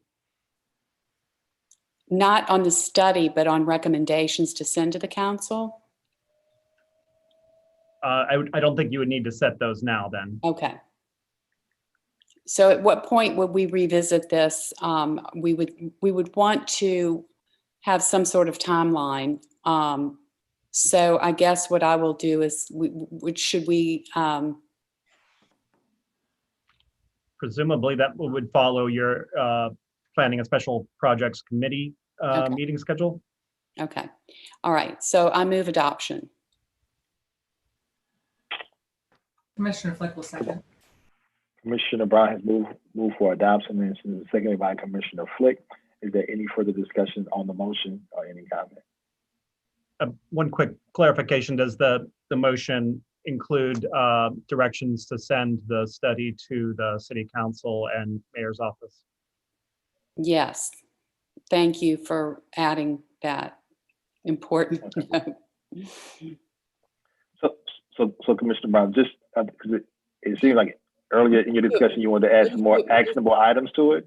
So do you want it to sit back in committee and then we send it with the actionable items to City Council and to the Mayor's office? Well, I don't or would think you just prefer to send the entire study to the Mayor? I'm under the impression, correct me if I'm wrong, Paul, if we can do both. I believe you could do both, perhaps sending a letter to follow up the study after the committee has met. I don't know if Bob is available. You might like to add something. Like the letter identifying what options we as a commission feel are the best to move forward as referenced in the study, or? Correct, right. So it'd be more of an actionable items, right? So instead of just having just a general study, we'll say that we'll send the actual study showing what the study showed, but then also have actionable items for the direction we would like the City Council or the Mayor's office, what direction we would like them to go as a body from the City Planning Commission. That's good. So I move adoption of the report and sharing with the City Council and the Mayor's office with further determination on recommendations for the options as included in the report from the City Planning Commission at a later date. All right, and Commissioner Flick, you still second that motion, right? I do, Second yes. still stands. All Yes. right. Is there any further discussion on the motion? Any comments? There are no further comments. At this time, I'll call the question. Commissioner Brown, Yes. Commissioner Flick, Yes. Commissioner Lund, Yes, and thank you, Kelly. Oh, gosh. Thank the staff. Commissioner Marshall, Thank you, Deb. Commissioner Steeg, Yes. Commissioner Stewart votes yes in support, unanimous support for the motion. And once again, I'd like to just commend Commissioner Brown for leading this charge on the tree preservation for the city of New Orleans, and also getting our community together to review this and working along with our amazing staff who does a tremendous job to prepare these reports and studies for the city as well. All right, so at that time, now I think we've completed our agenda for docket items. Commissioner Marshall, was that your hand? You have a motion for adjournment? It's always my honor and my pleasure to make a motion for adjournment. Everybody, All right. have a great So, all right. So if there's no opposition, we take a unanimous vote for adjournment. You're here. All right. Everybody Until stay next time, well. guys. Everybody